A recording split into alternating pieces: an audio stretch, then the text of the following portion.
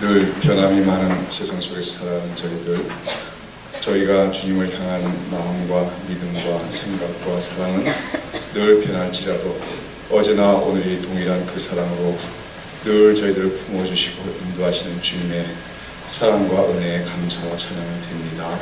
아버지 하나님, 벌써 이렇게 가을철을 맞이하면서 이 엠마오 성령부를 봄철부터 시작할 때부터 인도해 주셔서 이 자리에 이르게 하심을 감사합니다. 참 여러 가지로 부족하고 미천하고 또 허물이 많은 종이 주의 말씀을 들고 성도들 앞에 서서 가르친다고 가르쳤지만 참 부족한 부분이 너무나 많습니다. 그러나 우리가 땀 흘리며 뿌린 씨앗들은 결코 헛되지 않게 하실 우리 주님이 계시기에 그 하나님의 은총에 다시 한번 모든 것을 맡깁니다. 우리 사랑하는 성도들, 주님을 사랑하여 마음으로 이렇게 말씀을 사모하여 늘 이 자리를 기억하고 나오고 있사오니 오늘도 우리가 말씀을 듣고 배울 때 우리 마음속에 진리를 아는 기쁨이 넘치게 하여 주시고 진리가 너희를 자유케 하려고 하신 말씀처럼 우리가 정말 세상의 모든 것으로부터 자유로워질 수 있는 참된 하나님의 자녀들이 되게 하여 주시옵소서. 성령께서 부족한 자의 입술을 지켜주시고 또 우리 모든 주의 성도들의 마음을 성령께서 밝혀주셔서 진리는 아는 기쁨에 넘치게 하시고 이 자리에 아직도 미참한 모든 발걸음들을 하나님께서 은혜 주셔서 속히 도착하시도록 역사하여 주시옵소서. 모든 말씀 예수의 이름으로 기도드리옵나이다. 아멘. 할렐루야. 아멘. 오늘은 사가를 공부하겠습니다. 우리의 소망 되시는 예수님, 또는 다른 제목으로 하자면 부활의 소망을 주시는 예수님, 이렇게 얘기할 수 있겠죠. 우리에게 부활의 소망을 주신 예수님에 대해서 공부합니다. 우리 지난 1과 2과 3에서 예수님은 누구신가에 대해서 살펴보면서 첫 번째에서는 예수님은 하나님의 아들이시다. 두 번째에서는 구원자이신 예수님에 대해서, 그리고 저번 주에는 대속제물이 되시는 예수님에 대해서 우리가 살펴봤어요. 특별히 지난주에는 예수님이 십자가에서 죽으신 사건을 중심으로 생각하면서 예수님이 왜 십자가에서 죽으셨는가, 우리들의 죄를 대속하기 위한 죽음이었다. 대속이라고 하는 것은 뭡니까? 대신 값을 치른다는 거예요. 우리는 다 죄를 지었죠. 죄의 싹은 뭐라고 했습니까? 사망이다. 죽는 것밖에는 길이 없어요. 멸망당하는 것밖에 길이 없는데 예수님께서 십자가의 고난을 당하시고 죽으심으로 우리의 모든 죄값을 다 치르셨습니다. 그래서 예수님이 십자가에서 죽으실 때 하신 마지막 말이 뭐였습니까? 다 이루었다. 다 이뤘다는 말이 실제로 무슨 뜻이라 했어요? 다 지불되었다. 뭐가 지불되었다는 겁니까? 우리들, 오늘 예수 믿는 우리들의 죄의 값이 다 치러졌다. 이제 우리가 죄가 있습니까? 없습니까? 우리는 죄인이 없는 사람. 우리는 의인. 하나님 보시고 우리는 의인이다. 의인이 되었기 때문에 우리는 구원을 받았고 하나님의 자녀가 되었다고 하는 것이죠. 자, 그래서 예수님은 이렇게 십자가의 죽음으로 영단번의 제사를 완전히 드리셨음으로써 우리는 참 그 하나님으로부터 온전히 의롭다함을 얻게 되었고 그런 구원을 받아 누리는 시대에 살게 되었습니다. 자, 그러나 오늘은 이제 예수님의 죽음으로만 끝나서는 안 되겠죠. 예수님의 부활에 대해서 다시 우리가 또 공부하고자 합니다. 여러분, 근데 세상에서 제일 무서운 게 뭘까요? 죽음이죠. 죽음만큼 무서운 게 있을까요? 죽음만큼 무서운 건 없을 거예요. 죽음은 참 무섭습니다. 어린아이들도 조금만 천리 들기 시작해도 벌써 너 죽어 그러면 어떡합니까? 이제 겁을 내잖아요. 애들은 애기 때부터 뭔가 그 죽음에 대한 공포를 갖고 있다는 거예요. 너 죽어 그렇잖아요. 깡패들이 겁줄 때도 너 죽어. 마귀가 사실은 우리 인간들을 겁줄 때도 말하는 게 사실 뭐예요? 너 죽어 그러는 거예요. 우리가 그걸 잘 몰라서 이제 여러 가지 형태로 얘기합니다. 유혹해옵니다만 마귀는 한마디로 너 죽어 그래요. 사실 예수님께 돌로 떡을 만들라는 것도 뭐냐면 너 돌로 떡 만들어서 먹어봐라 말이야. 떡 없으면 너 죽는 거다 말이야. 너 죽어버리는 거죠. 죽음. 이 죽음은 참 끔찍하지요. 여러분, 죽음만큼 또 잔인한 게 없습니다. 정말 죽음은 잔인하죠. 그런데 요즘 세대가 정말 잠깐만 거칠어지는 것은 모든 영화에서 이 죽음을 너무 가볍게 처리하고 있다는 거예요. 그렇죠? 죽음이 막 그냥 뭐 총기 난사해갖고 막 죽는 모습을 갖다가 무슨 게임 하듯이. 그래서 뭐 저번에도 우리 그 군대에서 총기 사건이 있었지만 아마도 그 사병이 평소에 전자게임을 많이 한 것이 아닌가 그런 추측을 하지요. 왜냐면 그런 전자게임에서 뭐 사람 죽이는 게 뭐 그냥 다반사거든요. 근데 그거 보면 요즘에는 그냥 영상도 좋아지는 가운데서 사람들 잔인하게 죽이는 그런 영화나 게임들이 점점 많아요. 팔이 뚝뚝 떨어져 나가고 뭐 목이 잘려가고 피가 터지고 그런 걸 보여줘야 영화가 또 게임이 더 흥미롭다고 인정받는 그런 시대. 사람들이 죽음을 그렇게 무슨 게임 하듯이 바라보는 그런 시대에 살고 있는데요. 그러나 실상 자기 자신이 그 죽음 앞에 서면은 그 죽음처럼 무서운 게 없겠지요. 또 죽음만큼 우리를 슬프게 하는 것도 없고요. 그렇죠? 사랑하는 사람 앞에 죽음 앞에서 우리는 한없이 슬프고 또 죽음만큼 또 허망한 것도 없습니다. 정말 훌륭한 사람이었는데 정말 좋은 사람인데 어느 날 그분이 갑자기 돌아가셨어요. 참 그럴 때 사람이 산다는 의미가 뭔가 생각하면서 우리가 허망하지 않을 수가 없다고 하는 것입니다. 저는 개인적으로 중학교 2학년 때 여동생의 그 죽음을 목격했어요. 그래서 이 죽음에 대한 여러 가지 그 많은 생각과 그 심리적인 경험들이 아마 오늘 제가 이 목회자가 된 데 어떤 배경이 되지 않았겠는가 그런 생각을 합니다. 제가 중학교 2학년 때고 제 여동생 그때 저보다 4살이 적었으니까 정말 중문학교 4학년이죠. 4학년인데 제가 참 못났던 엄마예요. 그 여동생이 참 얼마나 사랑스러웠는데 그 여동생을 사랑해주지 못하고 평소에 좀 괴롭혔습니다. 아마 그게 어쩌면 조금 시블링 라이브라고 해가지고 형제들 간의 어떤 경쟁 심리 그런 것 때문에 그런지 몰라요. 왜냐하면 부모님이 아버님이나 어머님이 다 그 여동생을 참 사랑했거든요. 왜냐하면 위로는 아들이 셋이 있다가 나간 딸이니까 키울 수밖에 없지. 근데 저는 부모님들한테 그렇게 사랑을 받고 있다는 생각은 안 들고 할머니 사랑은 독특하게 받았는데 아버지 어머니는 저한테 큰 관심이 없는 것 같더라고요. 딱 그 어릴 때 생각부터. 그러니까 상대적으로 그 여동생이 좀 밉더라고. 그래가지고 좀 많이 안 좋아했어요. 그랬는데 그해 이제 봄철이죠. 2월달부터 걔가 아프기 시작했는데 감기로 시름시름 기침을 하고 시름시름 앓더라고요. 그러니까 감기 걸렸으니까 막 추울 거 아니에요. 그렇잖아요? 그러니까 어떻게 옷 구들막에 이렇게 올라오고 그러면은 온돌 있는 아랫목에 올라오면 내가 거기 앉았다 걔가 오면 밀어버리지. 저리 가라. 그렇게 했어요. 그런데 결국은 알고 봤더니 감기가 아니고 뇌망염이고 그래가지고 결국 병원에 가도 이미 늦었다 해가지고 집으로 데리고 와서 결국은 임종하게 됐습니다. 그래서 교회에서 그때 여전도사님 보고 성도들도 다 와서 예배 드리고 있는 동안에 죽었죠. 갔는데 그때 저는 이렇게 찬송 부르고 기도하고 있는데 기도하고 있었는데 저는 눈을 뜨고 이렇게 봤어요. 헐떡거리는 소리가 나고 그러면서 봤는데 저는 마지막으로 숨을 몰아쉬다가 입으로 여러 가지 이제 모여있던 그런 액들을 토해내고 그러면 숨이 딱 끊어진 소리가 들어가요. 숨이 딱 끊어진 소리가 나면서 죽음을 봤죠. 최초로 경험한 죽음이었지요. 날씨는 참 화창한 봄날이었는데 밖에는 그 장다리꽃 아세요? 장다리꽃 알죠? 그 무 같은 걸 심으면 무 원래 그 씨앗 받는 그런 장다리꽃이 무슨 색깔이죠?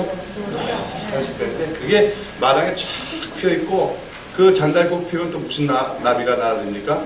흰나비요. 흰나비 날아들죠. 흰나비가 쫙 날아다니는 그런 전경이에요. 그 속에서 여동생은 죽었어요.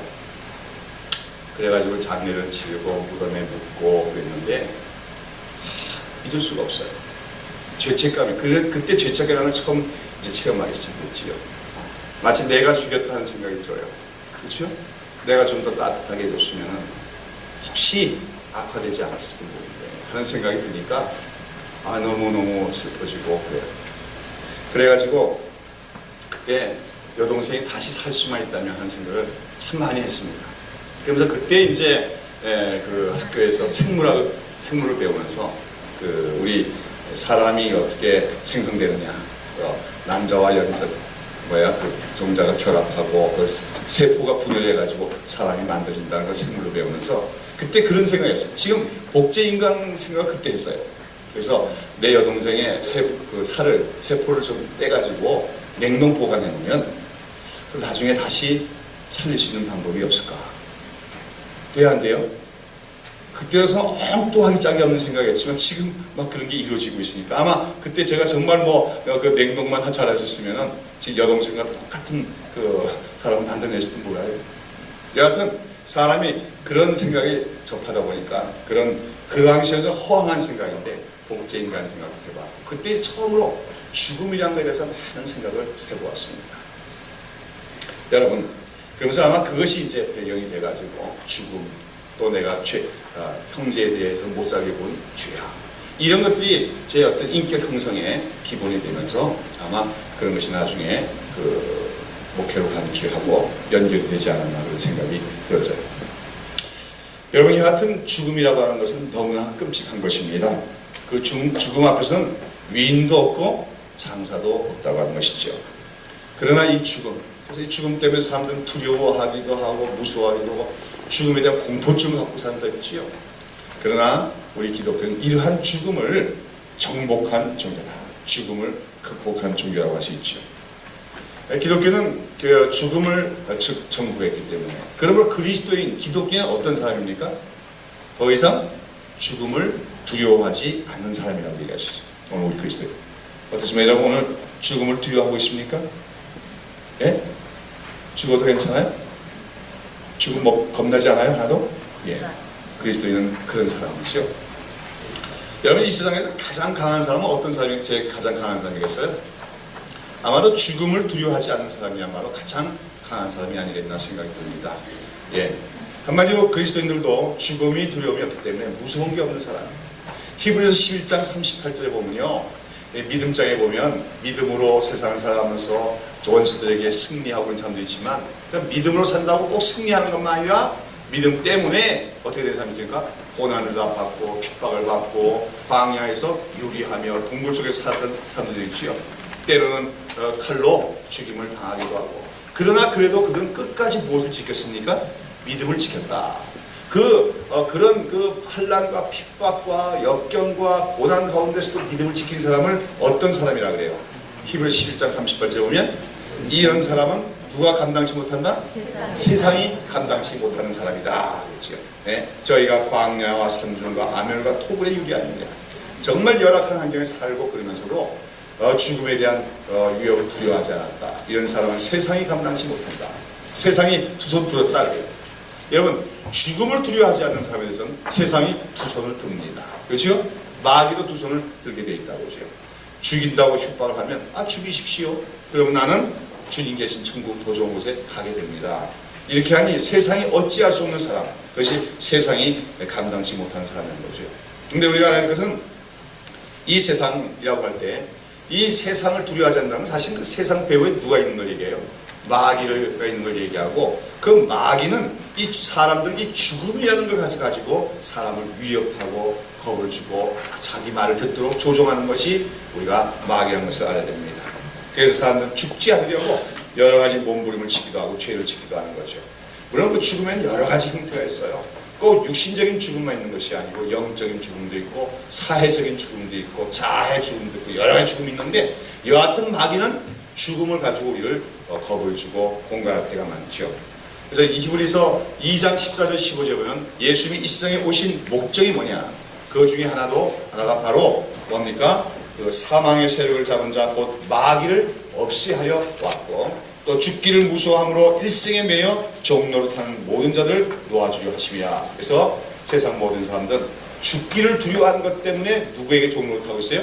마귀에 종노릇하고 있다. 그것을 풀기 위해서 오셨다. 어떻게 푸냐? 바로 죽음이라고 하는 것이 조금 더 두려운 것이다 아니라는 것을 우리에게 공포하심으로 우리가 마귀를 풀려나게 하기 위해서 이 땅에 오셨다고 얘기하는 것입니다. 우리가 정말로 바른 믿음을 갖고 있다면 이제 우리는 죽음의 문제를 해결한 사람이 되어야 되지요. 그리고 죽음을 두려워하지 않는 사람이 되어야 돼요. 왜 그렇습니까? 우리가 믿는 예수님이 바로 죽음을 이기신 분이기 때문에 그렇습니다. 예수님은 지난주에는 우리가 우리 죄를 위하여 죽으신 분이었어요. 그래서 예수님 죽으셨을 뿐만 아니라 다시 살아났습니다. 왜요? 우리의 영원한 우리의 생명을 위해서 또한 다시 살아나신 분이 우리의 예수님입니다. 우리가 오늘 예수를 믿는다, 우리 기독교인들이 예수를 믿는다고 할 때 그 근본적인 복음의 핵심은 무엇일까요? 한 세 가지가 있다고 볼 수 있는데요. 한번 찾아보시죠. 로마서 10장 8절부터 10절까지 에 보면 우리가 믿어야 될 복음의 기본적인 핵심적 요소가 거의 한 몇 가지, 세 가지 나오는 것을 봅니다. 로마서 10장 8절에서 10절까지 한번 읽어보죠. 다 같이 읽어볼까요? 그러면 무엇을 말하느뇨? 말씀이 네게 가까워 네 입에 있으며 네 마음에 있다 했으니 곧 우리가 전파하는 믿음의 말씀이라. 다 같이 읽습니다. 네가 만일 내 입으로 예수를 주로 시인하며 또 하나님께서 그를 죽은 자 가운데서 살리신 것을 내 마음에 믿으면 구원을 얻으리니 그랬습니다. 그렇죠? 그러니까 사람을 믿어, 마음을 믿어 의에 이르고 입으로 시인하여 구원에 이르니라. 우리가 믿는 바를 마음으로 믿음하지만 안 되고 어떡합니까? 입으로 시인해야 된다 했습니다. 근데 우리가 그렇게 마음으로 믿고 입으로 시인해야 될 그 복음의 내용, 구원받게 하기 위한 복음의 내용이 뭐예요? 뭘로 믿는 겁니까? 내 입으로 예수를 뭐라 시인해야 돼요? 주라고 시인해야 된다. 주란 말이 뭐죠? 주. 주란 말이 뭐예요? 주인, 말로 나의 왕이란 말이죠. 주란 말은 옛날에는 왕이란 뜻을 말씀하시는 거죠. 예수님이 누구라고요? 나의 왕이십니다. 나는 그분의 뭐예요? 그분의 백성이 그분의 종입니다. 그렇기 때문에 오늘 내 생각이 중요한 것이 아니고 누구 생각이 중요한 겁니까? 주님의 생각이 더 중요한 겁니다. 그러니까 늘 내 뜻대로 마시고 주님 뜻대로 하십시오.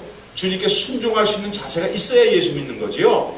예수 믿는다 하면서 어떤 중요한 결정 시기마다 내 생각과 주님의 생각이 있으면 주님의 생각을 생각지도 않고 내 뜻대로 행하는 사람은 예수 믿는 사람이 아니에요. 그렇죠?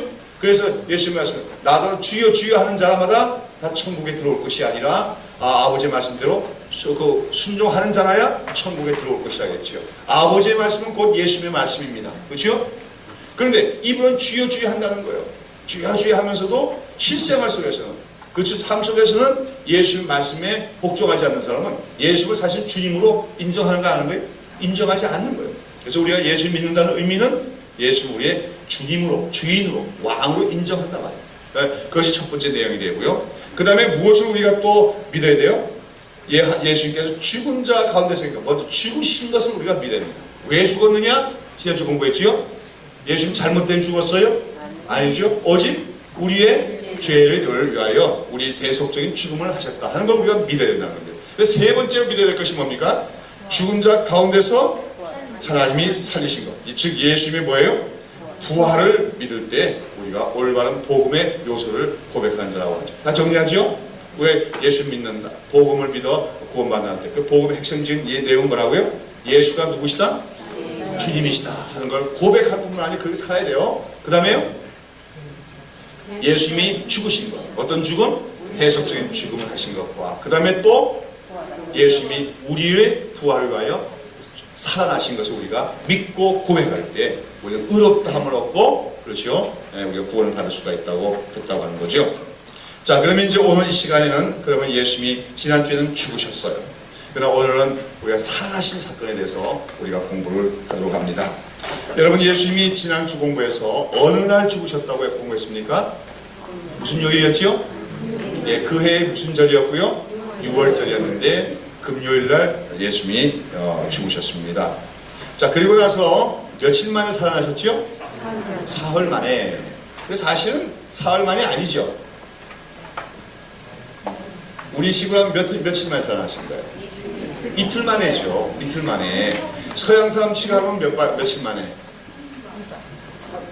1.5일 만에. 그렇게 되죠. 왜냐하면 금요일 날 저녁 때 돌아가셨고 그렇죠? 주일날 새벽에 일하셨으니까 만으로 따지면 36시간 조금 넘잖아요. 그렇죠? 그러니까 미국 사람들 개념하면 몇이래요? 1.5일 만에 그래요. 근데 사흘 만에 하는 것은 누구의 계산 방법입니까? 유대인들의 방식이에요. 아시겠습니까? 유대인들은 그 사건이 일어난 날도 첫째 날 그래요. 그날, 그 다음 날 둘째 날, 그 다음 또 두 번째 사건의 날을 셋째 날 이렇게 표현하는 거예요. 아시겠습니까? 그래서 나중에 보면은 요한복음 20장에 보면 예수님이 부활하신 날이 무슨 요일이었어요? 주일인데 그 다음에 제자들에게 나타날 때 며칠이 지나서 또 다시 나타났다고 해야 됩니까? 7일이 지난 게 아니고 8회가 지나서 그랬어요. 근데 그 8회란 말이 우리말로 하면 주일이 지나고 8일 지나면 무슨 요일이 돼야 돼요? 월요일이 돼야 되죠. 그러나 그 성경의 8회라는 것은 그 날까지 포함했기 때문에 바로 주일날 되는 겁니다. 요한복음 20장에 보면 아시겠어요? 자, 그래서 여하튼 예수님이 죽으신 것은 금요일이고 사흘 만에라는 건 유대인적 개념으로 그렇게 해가지고 어느 날 부활하신 게 됩니까? 네, 우리가 주일이지만 그거를 뭐라고 했어요? 안식 후 첫날. 그때는 무슨 요일이라는 게 없지요. 이 무슨 요일이라는 건 언제 생긴 겁니까? 언제 생긴 거예요? 이 로마 시대 때 생겨난 거죠. 로마 시대에 생겨나고 이건 그러니까 이 일주일 개념은 다른 나라에는 있어요, 없어요? 7일 단위의 그 일주일 개념이 다른 나라에 있습니까, 없습니까? 없어요. 우리나라에 옛날에 요일이라는 게 있어요, 없어요? 뭘로만 해요? 예? 24절기만 가지고 가잖아요. 그렇죠? 그렇잖아요. 뭐 대한, 소한 뭐 이런 거 가지고 뭐 그런 절기로만 하지 그 다음에 몇 월 며칠 날 그렇죠? 그건 있어도 일주일 단위는 없었단 말이에요. 일주일 단위는. 다른 나라에 여러분 일주일이라는 게 있는 걸 보세요? 없어요. 그런데 이스라엘에만 유독 뭐가 있었습니까? 7일 구주에 일주일이 있었던 거죠. 근데 그것이 원래는 무슨 요일이 없고 어떻게 세웠습니까? 안식일을 중심으로 해서 그렇죠. 지금의 토요일을 안식일 그러고 그럼 안식일 전날 뭐예요?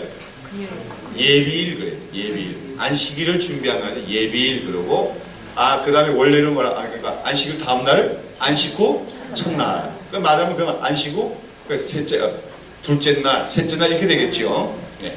그러니까 안식 후 첫날이니까 우리 지금으로는 뭐죠? 일요일이 되는 겁니다. 일요일이란 것은 좀 이방적인 개념이고 그렇죠? 일요일, 월요일 이런 거 보면은 다 일은 뭐예요? 태양. 그 다음에 또 월요일은 달. 그래서 이것은 로마에 있던 종교의 영향을 받아서 그 일주일 개념에다 그렇게 또 로마식의 그런 명칭을 붙이게 되어진 거죠. 그다음에 여하튼 우리는 오늘 주일이라고 합니다. 그렇죠? 왜 우리가 일요일이라고 하지 않고 주일이라고 하는 거예요? 예수님이 그날 부활하셨기 때문에요. 그러니까 우리가 기억해야 될 것은 오늘 우리가 1년에 한 번 부활절을 지키고 있는데 사실은 기독교에서는 부활절이 따로 있지 않았습니다. 이 부활절이 생겨난 것도 결국은 그 로마가 기독교를 공인하고 나서 그 로마 문화와 그 기독교가 접합이 되면서 일어난 그 현상이지 그전에는 부활절이 따로 없었다는 걸 우리가 기억해야 돼요. 아시겠습니까? 그러면서 그 사람들의 말로는 그 부활절 절기가 말하자면 그 이방 종교의 영향을 받은 거다 그러거든요. 이스터라고 해서 이스터라는 것이 이방 신의 이름과 관련이 된 거거든요. 그래서 그런데 그러면 초대교인들은 어떻게 부활절을 지켰습니까? 1년에 한 번을 부활절을 지킨 것이 아니고 매 주일 날을 뭘로 지킨 거예요? 부활의 날로 지킨 거예요. 여러분 오늘 우리가 주일날 그러면 여러분 무엇을 연상하고 교회로 나오십니까? 뭐 하기 위해서 교회에 나옵니까? 여러분 교회 나올 때 그냥 하나님 생각으로 나오죠. 하나님께 예배드린다 이런 개념으로 나올 때가 많지요. 그러나 사실 초대교인들은 물론 하나님께 예배드리지만 더 중심적인 개념은 뭐예요? 예수님이 부활하셨다 하는 그런 선포를 가지고 교회로 나왔다는 걸 우리가 기억해야 됩니다. 그러니까 주님의 날이에요. 주일은 뭐 하신 날이에요? 예수님이 부활하신 날이라는 그런 개념을 가지고 주일을 지켰다는 걸 우리가 기억해야 돼요. 그래서 주일이 안식이냐 아니냐 이런 얘기가 나오는데 주일이 안식입니까 아닙니까? 한번 주일이 안식이래요 아니에요? 그 엄밀한 면에서 주일은 안식일이 아니에요. 그렇죠? 주일하고 안식은 다른 겁니다. 근데 왜냐하면 안식이라고 하는 것을 우리가 구약에서 보면 어때요? 무엇을 지켜라, 뭐나 하면 된다, 뭐나 안 하면 된다. 이런 걸로 생각하는 안식일 개념이죠. 안식일 성수라고. 그러나 초대교인들한테서는 또 특별히 예수님이 유대인도 아닌 그냥 헬라 사람들이 예수 믿었을 때 그 사람들이 안식일날 뭐 하면 안 되고 뭐 하면 안 되고 그런 걸 따랐을까요? 아니었어요. 초대교회, 특별히 이방인들의 교회에서는 무엇이 중요했냐면 예수가 살아나셨다. 우리의 주 대신 예수가 살아나셨다고 하는 것이 주일의 핵심적인 내용이었습니다. 그러니까 주일의 기본적인 분위기는 어떤 분위기겠어요? 기쁨입니다. 축제입니다. 주일은. 그렇잖아요? 주님은 살아나셨다. 부활하셨다. 우리도 살아날 거다. 우리 승리한다. 이러한 내용이 주일날의 내용이었고, 그러면서 사실은 부활절이 따로 있었던 것이 아니라 매 주일이 다 부활절이었다. 이렇게 생각해야 되는 거예요. 아시겠습니까? 그러니까 부활주였다. 그래서 우리가 오늘 이렇게 부활이라는 사건은 그만큼 중요하고, 그래서 교회 안에서는 점차 The Lord's Day, 그 예수의 부활하신 안식 후 첫날을 주님의 날이라고 지키게 되어진 것입니다. 그렇죠? 자, 예수님 우리 그 죽으실 때부터 살펴보면 예수님이 죽자 이제 그 시체를 내렸지요. 그때 누가 그 시체를 자기 묘에 안치시킵니까? 아리마대 요셉. 이 사람은 예수님을 믿는 제자였어요.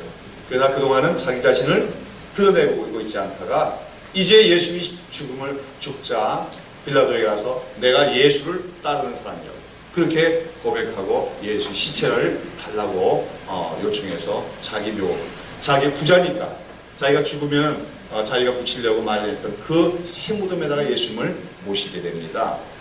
여러분 참 이 아리마대 요셉이 참 멋있는 사람 아니에요? 그렇죠? 거기 보면 또 어느 성경에 보면 누구도 또 도왔습니까? 장례하는 걸? 니고데모도 도왔어요. 니고데모가 또 급히 아마 그 모양인데 가서 향품을 가져다가 예수님의 시체에 같이 넣어줬습니다. 향재를 넣어서 시신을 처리하고 아리마대 요셉은 자기의 묘를 제공하고, 이 두 사람은 말하자면 은닉된 그리스도의 제자라고 할 수 있죠. 그렇죠? 그동안은 자기 신분들을 드러내지 않았습니다만 예수의 말씀을 듣고 믿던 사람들이에요. 그런데 재미있는 것은 예수님을 따르는 12제자들은 예수님이 십자가에 죽게 되자 다 어떻게 했습니까? 다 도망가고 말았는 거예요. 그런데 오히려 이 사람들은 예수님의 죽음 앞에서 자기 자신을 자기 정체를 나타내고 예수님의 시체를 내가 가져가겠소 이렇게 얘기하는 참 용기 있는 사람들의 모습을 봅니다. 그렇죠? 오늘도 교회 안에서도 보면 두 가지 종류의 삶이 있을 때가 있지요. 주님이 가장 필요할 때 멀리 가는 삶이 있는가 하면 정말로 주님이 필요할 때 자기 자신을 드러내는 사람이 있겠지요. 여하튼 그러고 나서 유대인들 바리새인과 서기관들은 혹시라도 제자들이 그 시체를 훔쳐갈까봐, 그렇게 하면 그래갖고는 뭐 예수님이 살아났다 이런 소문을 낼까봐 두려워해서 어떻게 했다고 했어요? 빌라도에게 요청해서 경비병을 세우도록 하죠. 그래갖고 그 굴 입구에 뭘로 가로막습니까? 돌로 큰 돌, 동그란 거 있어요. 맷돌같이 생긴 건데 아주 큰 돌이죠. 그거를 가로막아요. 그거는 여자들의 힘으로는 도무지 움직일 수가 없고 몇 사람이 힘을 같이 합해야 옮길 수 있는 그런 문으로 이제 하고, 또 임봉을 했다 했습니다. 임봉을 하고 그 다음에 경비원이 서서 지키기 시작했어요. 그래갖고 토요일은 지나고 그리고 안식 후 첫날에 이제 그 예수님이 부활을 하게 되는 거죠. 그런데 이 부활했을 때 제일 먼저 그 부활을 목격했던 사람은 누굽니까? 막달라 마리아예요. 막달라 마리아. 사실은 누가 제일 먼저 목격해야 되겠습니까? 이론상 베드로, 요한 이런 제자들이 목격해야 될 텐데 그게 아니고 막달라 마리아가 제일 먼저 목격했어요. 그 당시에서는 여자라고 하는 것은 정말 참 인권이 대우를 받지 못하는 그런 시대에 여성, 그것도 막달라 마리아는 그 전력이 어떤 여자입니까? 막달라는 7 귀신이 들렸던 여자라고 해요. 귀신이 심하게 들렸던 여인이고, 또 어떤 사람들은 추측하기로 막달라 마리아가 전력이 몸을 파는 매춘부였을 것이다. 그렇게까지 얘기는 확실한 건 없어요. 여하튼 그렇게 고귀한 신분의 여자는 아닙니다. 그렇죠? 참 천덕꾸러기였고 참 아프고 추한 과거를 갖고 있는 여성인데, 그런데 그런 여성에게 예수님이 그 영광스러운 하나님 아들의 부활의 모습을 가장 먼저 보여주셨다. 참 우리 예수님이 관심 두는 사람이 누군가 하는 것이 드러나죠. 그렇죠? 힘있고 권력이 있고 그런 자에게 나타나시는 것이 아니라 정말 힘도 없고 보잘것 없고 과거가 있고 그랬을지라도 정말 주님을 사모하는 자들. 여러분 거기 보면 예수님 그 첫 번 목격하는 막달라 마리아 얘기에서도 보면은 사실은 누가 제일 먼저 목격할 수 있는 가능성이 있었어요? 사실 베드로가 부활하신 예수를 제일 첫 번을 만날 수 있는 가능성이 있었습니다. 왜 그래요? 처음에 이제 새벽에 제자들은 자고 있었는지 어떤지 모르지만 여하튼 막달라 마리아와 또 다른 여인들이 그러시오? 뭐하러 갑니까? 예수님의 그 시신에 향품을 넣어드리기 위해서 새벽 일찍이 출발했어요. 참 여자들이 더 용기가 많네요. 그렇죠? 근데 그래갖고 갔는데 어떻게 됩니까? 불을 맞고 있는 문이, 그 돌이 치워졌어요. 그리고 그 안에 들어갔더니 뭡니까? 예수님은 안 계시고 그 안에 뭘 가 있어요? 세마포가 놓여 있는데 어제 머리를 쌌던 수건은 세마포와 함께하지 않고 놓이지 않고 딴 곳에 개켜 있더라 이렇게 되어 있습니다. 이게 무슨 뜻인지 압니까? 그 세마포가 거기 놓였고 또 머리를 쌌던 그 수건은 딴 곳에 개켜 있다. 할 말이 무슨 말인지 알겠어요? 이거는 말하자면 어떤 현상을 얘기하는 거냐면 꽃이 있죠, 꽃이. 누에꽃이. 꽃이 있죠? 그 속에서 싹 나중에 그 번데기가 나비가 돼서 나고 나면 어떻게 해요? 꽃이 껍데기가 싹 남지요? 또는 여러분 그 탈바꿈 하는 거 봤어요? 매미나 뭐 곤충이나 그 탈바꿈 하는 거 보면 그 안에 있던 게 싹 빠져나가면 겉에 모습만 이렇게 남게 되지요? 막 그런 현상을 얘기하는 거예요. 여러분 유대인들의 그 장례법은 아시죠? 우리처럼 수의를 입히는 게 아니고 어떡하죠? 맞아, 붕대로 세마포 그 천으로 어떻게 하면 둘둘둘 감거든요. 그렇죠? 이렇게 둘둘 감는단 말이야. 감았어요. 옷을 벗는 게 아니고. 그런데 그 감는데 두 개로 감지요. 하나는 몸을 다 감싸고 또 한 개는 어떻게 해요? 머리를 이제 또 다 감는 거예요. 그렇죠? 두 개인데. 그런데 지금 봤더니 뭐예요? 그 예수님을 감쌌던 세마포 하나가 몸을 쓰면 세마포가 이렇게 안병이는 없이 땅에 이렇게 놓여있고 머리를 쌌던 또 세마포도 어떡합니까? 알맹이 없는 그것처럼 그렇죠? 그 나비나 메뚜기가 매미가 나가건 나만 탈바꿈 한 그 껍데기처럼 그렇게 하고 이렇게 개켜져 있더라 그 말입니다. 그러니까 예수님이 거기서 몸이 빠져나간 걸 얘기하는 것이죠. 그렇죠? 그러니까 그 세마포 옷을 입고 부활하신 게 아니고 세마포에서 이렇게 나오신 거예요. 그렇죠? 싸놓은 그 안에서 자유로운 몸을 얘기하죠. 그렇죠?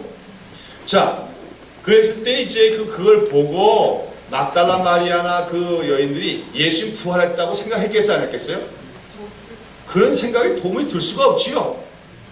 그런 생각 들지 않죠. 그저 생각 들면 아차, 이거 누군가가 예수님의 시신을 훔쳐갔구나 이 생각밖에 안 든 거야. 누군가 무슨 뭔가 이별이 생겼구나. 그래가지고 어떻게 했습니까? 그 여인들이 달려갔단 말이에요. 어디로? 제자들 있는 곳에 달려갔어요. 그래서 베드로 보고 뭐라고 불렀을까요? 베드로 선생님이라고 했을까요? 어떻게 했는지 모르겠지만 하여간 베드로님 큰일 났습니다. 주님의 시신이 없었습니다. 그랬더니 베드로와 요한과 다른 제자들이 어떻게 합니까? 쫓아왔다고요. 와서 보니까 과연 시체가 없어졌고 세마포가 놓인 몸이 보시죠. 그건 요한이 목격한 거예요. 그치? 요한 들어가서 보니까 세마포가 이렇게 보인다고요. 그때는 그게 무슨 의미인지 몰랐는데 나중에 회상해 보니까 바로 예수님이 그 쌓여있던 그 수위에서 빠져나가신 모습이죠. 그렇게 봤는데 그렇게 하고 나서 제자들이 어떻게 했다고 했어요? 다시 돌아갔다고 했어요. 왜 돌아갔어요? 예수님 없으니까. 없으니까? 제가 본 그게 아니고 겁이 나고 도망갔던 것 같아요. 무섭기도 하고 무덤이니까 무섭기도 하고 그 다음에 이 사람들이 생각했을 때는 무슨 얘기 하냐면 이거는 틀림없이 유대인들이 그렇죠? 무슨 증거인멸을 위해서라든지 그런 목적으로 예수의 시체를 가져간 것이 분명하다. 그러면 유대인들이 지금 예수님에 대해서도 적개심을 품고 있을 뿐만 아니라 뭐예요? 자기 제자들에 대해서도 적개심을 품고 있을 거 아니냐. 자기들 입을 봉하기 위해서 말하자면 우리들도 여기 있다가는 괜히 납치당한다든지 테러를 당한다든지 쥐새끼 모르게 죽을지도 모른다. 이런 겁이 난 거죠. 그래서 어떻게 했어요? 급하게 다 집으로 다 도망가고 만 거예요. 그런 거입니다. 그런데 거기서 또 다른 여인들은 예수의 시체가 없으니까 할 수 없이 다 돌아가는데 누구만 남은 겁니까? 막달라 마리아만 남은 거예요. 왜 남은 거예요? 왜 남은 거예요? 네? 왜 남은 겁니까? 막달라 마리아와 다른 제자들의 차이가 뭐예요? 예수님을 사랑하는 거죠. 진정으로 사랑하는 거죠. 그렇죠? 내가 사랑하는 분인데 그분의 시체가 없어졌으면 사랑한다면 어떡할까요? 도망갈까요? 거기서 있겠지. 그걸 찾으려고 하겠지요. 그러니까 제자들은 예수를 정말로 사랑해야 안 해요? 덜 익은 사랑이야. 그렇죠? 예수에 대한 사랑보다는 사람들의 위협, 칼, 죽음 이게 더 두려운 거예요. 그런 막달라 마리아한테는 뭐가 없어요? 눈에 보이는 게 없어요. 그렇죠? 사랑 앞에는 두려운 게 없는 거예요. 사랑 앞에서는 눈에 보이는 게 없는 거예요. 물론 여자니까 그럴 수도 있겠지만 막달라 마리아는 그 순간에 내가 예수님의 뭐 다른 제자였다, 또 예수님한테 뭐 형편 넣으랬다, 이것 때문에 끌려가서 무슨 고문을 당하고 죽음 당하고 이런 거는 뭐 개의치도 않는 거예요. 오직 한 가지 막달라 마리아가 원하는 건 뭡니까? 죽은 예수님이라도 보기를 원하는 거예요. 죽은 예수님이라도 만나기를 원하는 거죠. 그렇죠? 누군가가 시체를 훔쳐갔다면 나는 반드시 그 사람에게 가서 우리 주님의 시체를 돌려달라고 해야겠다. 그래서 내가 죽은 예수님이라도 한번 봐야겠고 죽은 예수님에게 뭐예요? 정성껏 마련해요. 이 향품이라도 넣어드려야겠다. 결국 막달라 마리아는 다른 제자들에 비해서 예수님은 어떻게 한 겁니까? 사랑한 겁니다. 사랑. 그 결과 예수님의 부활하신 모습을 처음으로 목격하는 자가 되었다고 하는 것입니다. 누가 오늘도 예수님을 볼 수 있습니까? 예수님을 사랑하는 자가 예수님을 볼 수가 있습니다. 예수님을 사랑하기에 예수님을 찾고 찾는 자가 주님을 영광을 볼 수가 있는 줄로 믿습니다. 그렇죠? 저는 그 얘기 참 막달라 마리아가 그 새벽에 예수님을 만난 장면을 연상하고 또 얘기할 때마다 참 마음이 얼마나 뭉클하고 참 눈시울이 젖히는지 모르겠어요. 한번 생각해 보세요. 막달라 마리아가 여러분 그 구원을 받았습니다. 7 귀신에 들렸다가 또 아까 얘기했지만 어쩌면 과거에 뭐한 여자였어요? 몸 파는 여자였을 가능성이 있는데 참 그래가지고 7 귀신 들렸을 때 어떤 생각을 했을 것 같아요? 그럼 한번 상상해 보세요. 7 귀신 들린 여자 한번 상상해 보세요. 어떻게 하실 것 같습니까? 네? 어떻게 점잖게 7 귀신 들렸을까요? 네? 귀신이 7이란 건 무슨 말이죠? 7 귀신이란 말은 무슨 말이에요? 빨주노초 파남보, 빨간 귀신 파란 귀신이 들었다는 얘기예요? 7개의 색깔? 아니고 7이란 건 완전 수니까요. 귀신이 들려도 완전히 들렸다. 완전히 귀신이 들리면 어떻게 될까요? 그럼 완전히 안 들리는 경우도 있나요? 예, 그런 거예요. 귀신에 들리는데도 완전히 안 들리는 경우가 있어요. 그런 때는 내 정신이 왔다 갔다 그래요. 그렇죠? 왔다 갔다. 근데 7 귀신 들리면 어떻게 되는 거예요? 완전히 귀신에게 통제당하는 겁니다. 그러면 어떻게 될 것 같아요, 사람이? 정신없죠. 정신없지. 그럼 뭐 어떻게 할까요? 예, 요즘에는 우리가 정신병원도 있고 우리가 다 거기 수용돼서 그렇지만 옛날에는 참 우리가 미친 사람들 기꺼이 많이 다녔지요. 제가 그렇죠. 제 어렸을 때 보면은 참 우리가 참 나쁜 놈들인데 그 동네에 보면 미친 광녀들이 많았습니다. 광녀 아십니까? 광녀. 그냥 그 왜 그렇게 되는지 모르죠. 참 막 그냥 누더기 옷을 입고 막 돈도 안 되는 보따리 짊어지고 얼굴이 시꺼멓고 맨발로 그러면서 걸어다니면서 히쭉 웃고 울고 그러다 또 울고 그러면 애들이 어때요? 저 미친년 봐라 그러고 돌멩이를 던지면 또 도망을 가고 그러면서 또 어디 그 막 폐허가 된 그때 폐허된 집이 많았었거든요. 전쟁 끝나고 나서 그런데 보면은 그 미친 여자가 거기 산다 그래가지고 막 그 놀리기도 하고 무서워하기도 그랬단 말이에요. 어쩌면 7 귀신 상대가 그럴 수도 있잖아요. 뭐 부끄러움도 없으니까 옷도 벗어 제끼고 돌아다니지 몰라요. 그냥 머리는 다 헝클어지고 그렇죠?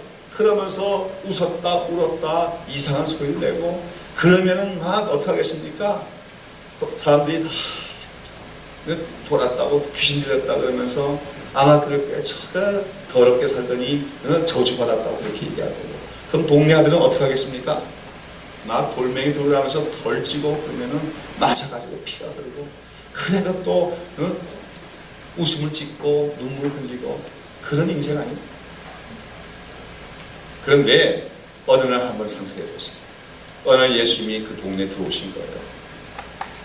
또 마리아는 그냥 귀신이 들렸으니까 막 정신없이 그냥 풀어 산발을 빨아 해갖고 애들이 막 돌멩이 던지고 쫓아오고 그러는데, 그런데 어느 순간에 아마 예수를 보는 순간에 그 마리아의 영혼 속에는 벌써 비치기 시작했는지 모릅니다. 왜냐하면 귀신들도 아니까. 귀신들이 멈칫하는 순간에 어쩌면 그녀가 조금의 그 의지가 발동됐는지 몰라요. 근데 여하튼 자기 앞에 서 있는 어떤 분을 본 거지요. 그렇죠? 그랬을 때 예수님이 그 미쳐있는 막달라 마리아라고 뭐라고 불렀겠습니까? 뭐라고 불렀겠어요? 뭐라고 불렀을까요? 예, 마리아야 불렀을 것입니다. 예수님은 그 삭개오를 만날 때도 삭개오가 자기를 예수님이 알리려고 생각하지 않았어요. 그렇죠? 자기를 알리라고 전 상상하지도 않고 뽕나무 올라가고 다 큰 어른이, 그 삭개오 얘기도 뭐냐면 체면이고 뭐고 없어진 인간이에요. 아시겠습니까? 세리장 하면서 이제는 돈밖에 모르는 인간이 된 거예요. 그러니까 삭개오만 지나가면 사람들이 뭐 합니까? 자 세리장 저 삭개오 저거 다 그런데도 뭐 욕하려면 욕해라. 너는 돈 없이 살 수 있냐? 그 이제 그런 뻔뻔스 인간이 된 거죠. 그래갖고 뽕나무에 올라가가지고 뭐 사람들이 저거 다 큰 어른이 뽕나무 올라갔다 욕하든 말든 나는 볼 거 본다. 뻔뻔스런 자세로 예수님 바라보고 있었던 거예요. 그랬는데 예수님이 그 뽕나무에 올라간 삭개오 보고 뭐라 합니까? 삭개오야. 그때 삭개오가 얼마나 놀랐겠습니까? 근데 삭개오야 부르는 그 음성이 또 어때요? 이놈! 하는 거예요? 아니고 다정하게 삭개오야. 마치 형님이 동생을 부르시, 아니면 삭개오가 어릴 때 죽어버린 아버지가 그 자기 아들을 부르시, 그렇게 불렀을 때 삭개오가 놀라기도 하고 얼마나 깜짝 놀라고 감동했겠습니까? 그래서 예수 모시게 되죠. 마리아 경우도 마찬가지란 말이에요. 사람들은 마리아 이름을 모를 수도 있지요. 그렇죠? 저 미친 여자, 저 귀신 들린 거 그거밖에 모르요. 그러나 그 막달라 마리아 앞에서 예수님 어떻게 했겠어요? 마리아야. 네. 어떤 어조였겠습니까? 마리아야. 한 영혼을 진심으로 불쌍히 여기고 사랑하시는 예수님의 음성. 그녀의 복잡한 과거와 얽혀서 귀신 들려가지고 사람들로부터 손가락질 받고, 그렇죠? 비웃음을 사고 인간 취급을 받지 못하는 그 한 여인을 바라보면서, 누구도 인간 취급하지 않는 그 여자를 향해서 뭐예요? 연민의 그 사랑을 가득 담고 마리아야 할 때 그 말 그 속에는 너는 내가 사랑한 한 인간이다. 비록 사람들은 너를 어떻게 비난할지 몰라도 나는 너를 알 뿐만 아니라 난 너를 사랑한다. 이런 그런 음성을 듣고 마리아야 이렇게 불렀는지 몰라요. 그 순간에 아마 번뜩하고 그 여자가 정신이 돌아오기 시작했을 거예요. 그렇죠? 귀신들이 깜짝 놀라서 나가기 시작했을 거고, 그러면서 예수님 합니다. 마리아야 이제 네가 구원을 받았느니라. 뭐 예수님 말 한마디에 그냥 일곱 귀신이고 뭔가는 뭐니까 다 떠나가고, 마리아는 순간적으로 자기의 정신이 돌아왔겠지요. 그랬더니 어떻습니까? 자기 몰골은 형편이 없습니다. 그렇죠? 온몸은 빨가벗고 있고 그냥 막 머리는 산발이 되어 있는데 여기저기 그냥 찢긴 상처들, 피 흘리는 자국들, 애들한테 돌멩이 맞아서 먹는 상처, 그 사람들은 자기를 이상한 눈으로 다 괴히 바라보는데, 그러나 자기 앞에 서 있는 예수님만은 어떡합니까? 마리아야 너는 이제 구원을 받았고 하나님의 자녀가 됐노라 했을 때 그 마리아가 얼마나 감격됐겠어. 그래서 그때부터 마리아가 어떡한 겁니까? 예수님을 따라가기 시작하면서 수종들었다고 했어요. 어쩌면 예수님이 세수물이 필요하면 그것도 갖다 준 그게 기쁨이었고, 그렇죠? 예수님 시장 하실 때 빵 한 조각 갖다 주시면 그게 기쁨이었고, 그래서 예수님 뒤를 쫓을 수 있다는 것만, 그림자라도 밟을 수 있는 게 뭐예요? 마리아에겐 큰 기쁨이 돼서 예수님을 쫓아다닌 거예요. 그런데 1년, 2년 지나가다가 이제 마침내 예수님이 예루살렘에 올라가실 때 어땠습니까? 한번 분위기를 상상해 보세요. 그 쫄랑쫄랑 쫓아가는 제자들은 거기서 올라가는 길 속에서 뭘 의논합니까? 우리가 올라가면 누가 더 높게 될 거냐? 니냐? 내냐? 막 다투기까지 치맛바람까지 일으키면서 막 지금 기대가 부풀어 있어요. 예수님이 예루살렘에 들어가면 왕이 될 거라고, 그러면 한 자리 할 거라고 이 제자들은 지금 기대에 부풀어가지고 논쟁까지 하고 있습니다. 근데 마리아도 그때 따라가면서 야 나도 이제 따라 올라가면 왕비는 못 되더라도 뭐 상궁이라도 되겠다. 그런 기대했을까요? 아니죠. 마리아에겐 그게 아무런 의미가 없어요. 그래서 예수님이 어디까지 가시든 예수님 지근거리에만 있기만 하면 되고 예수님 그림자라도 밟고 있으면 그게 행복한 거예요. 근데 어쩌면 우리가 다른 마리아, 마르다의 여동생인 마리아가 예수님이 죽기 바로 이틀 전에 그렇죠? 예수님의 그 향유를 부었던 것처럼 여자들은 직감의 향이 있단 말이에요. 마리아가 그 300데나리의 옥합을 깨뜨려서 향유를 부어준 것도 여자의 직감을 행하거든요. 제자들은 그걸 가지고 비난을 하고 책망하고 야단해요. 그러나 어쩌면 나사로의 여동생인 그 마리아도 늘 예수님의 말씀을 듣고 있었기 때문에 여자의 직감으로서 이게 뭔가 이상하다. 예수님 신변에 뭔가 이상이 생길 것 같다고 직감을 했는지 몰라요. 그래서 그 엄청난 돈을 들여서 향유를 마련했단 말이에요. 어쩌면 내가 예수님을 섬길 수 있는 것이 이게 마지막일지도 모른다는 그런 생각에 그 향유를 준비해서 가능성이 많습니다. 그것은 어쩌면 제가 보기에는 막달라 마리아도 마찬가지가 아니었을까 싶어요. 막달라 마리아는 다른 제자들과 달리 그냥 엉뚱한 기대에 부풀어있는 제자들과 달리 막달라 마리아는 예수님의 얼굴을 바라보면서 뭔가 좀 불길하다고 할까요? 우리 주님 예수님 신변에 혹시 이상한 일이 있는 것이 아닐까 하는 그런 일말의 두려움과 우려가 있었는지도 모릅니다. 근데 어떻게 됐어요? 끝내는 좀 이상하게 돌아가더니 마침내 그 목요일날 밤에 예수님은 붙잡히시고 그냥 제대로 변명도 못하고 불의한 재판을 받고 사형 판결이 넣어버렸습니다. 그렇죠? 우리가 패션 오브 크라이스트 보면 이제 막달라 마리아 역으로 누구죠? 이태리 유명한 배우가 나오는데 거기 보면 이제 뭐 통곡하는 그런 모습이 나옵니다만 여하튼 예수님이 맞는 모습을 받는지 안 받는지 모릅니다.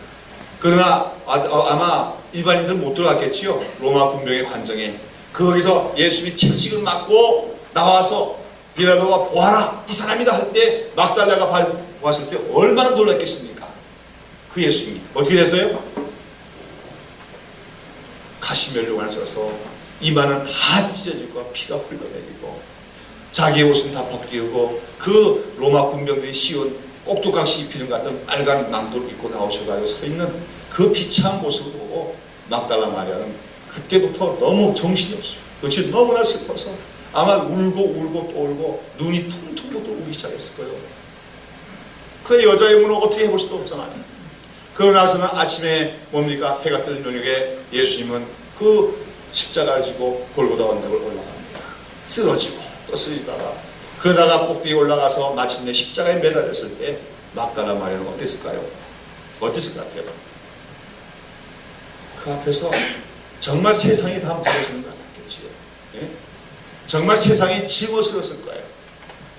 이 세상에 유일하게 자기의 인간적인 가치를 알아주는 한 분. 그렇죠? 자기 마음을 알아줄 분 한 분밖에 없는데 그분이 이렇게 무력하게 또 불의하게 불법에 의해서 죽임을 당하고 갈 때 막달라 마리아는 얼마나 정말로 절망적으로 생각했습니까? 아마 통곡했을 거예요. 그러고 나서 끝내는 예수님이 죽어버리고 말았단 말이에요. 자, 그러나 마리아 입장에서는 그 사랑하는 예수님이 갑자기 죽었으니까, 그렇잖아요? 갑자기 죽었으니까 미리 죽는 것만 알았으면 어떻게 했을까요? 예수님이 시체에 넣어드릴 수이라도 장만한다든지, 그렇지? 향품이라도 미리 장만할 텐데 갑자기 죽고 나니까 어떻게 할까요? 손쓸 겨를도 없이 또 시체는 니고데모와 아리마대 요셉의 손에 넘겨져서 결국은 장례가 치러지고 말았습니다. 그 예수님 바위굴 속에 들어갔으니까 볼 수가 없어요. 그 안식이니까 이제 돌아다닐 수도 없고 집으로 돌아간 마리아는 어떻게 했겠습니까? 아마 이틀 밤은 꼬박 잠을 못 잤을 거예요. 계속 울면서. 그래서 어떻게 했을까요? 뭘 생각했을까? 안식일이 끝나면 어떻게 해야겠다? 무덤에 가야겠다. 그래서 뭘 넣어야 되겠다? 향품을 내야 되겠다. 내가 미리 알았더라면 내가 그랬을 때 몰랐던 걸 이제라도 넣어야 되겠다. 그 생각을 하고 새벽에 다른 여인들과 함께 달려왔던 거죠. 그래서 살아계신 예수님 모실 수는 없지만 죽어있는 예수님에게라도 그 향품을 좀 넣어드리려고 왔는데 이게 웬일입니까? 그죠? 무덤은 비어있고 예수님의 시신은 없고, 그때 마리아가 생각한 누구야? 이게 누군가가 예수님의 시체를 훔쳐갔구나 생각할 수밖에 없는 거예요. 그래서 쫓아가서 베드로를 부르고 요한을 부르고 제자를 불렀지만 이 사람들 왔다가 뭐예요? 아까 얘기한 것처럼 쫄려가지고 자기들도 죽을까봐 도망가 버리고, 여자들, 다른 여자들은 또 돌아가고 혼자 남았어요. 그러면서 어디 갑니까? 계속 그 요한복음에는 눈이 앞에 눈이 눈물로 가려서 보이지 않았다 했어요. 눈물이 가려서 보이지 않았다. 예수님의 시체. 근데 보니까 뒤에 어떤 사람이 서 있단 말이야. 자기 뒤에 한참 울고 있는데, 그렇죠? 언뜻 생각에 누구였겠어요? 동산 관리자라는 말이죠. 아마 이 사람이 예수님의 이 새벽에 다시 나타나는 거니까 예수님의 시체와 관련된 사람인가 보다. 뭔가 이 사람이 지시하든지 해서 예수님의 시체를 가져갔나 보다 싶었지요. 그래서 뭐라 합니까?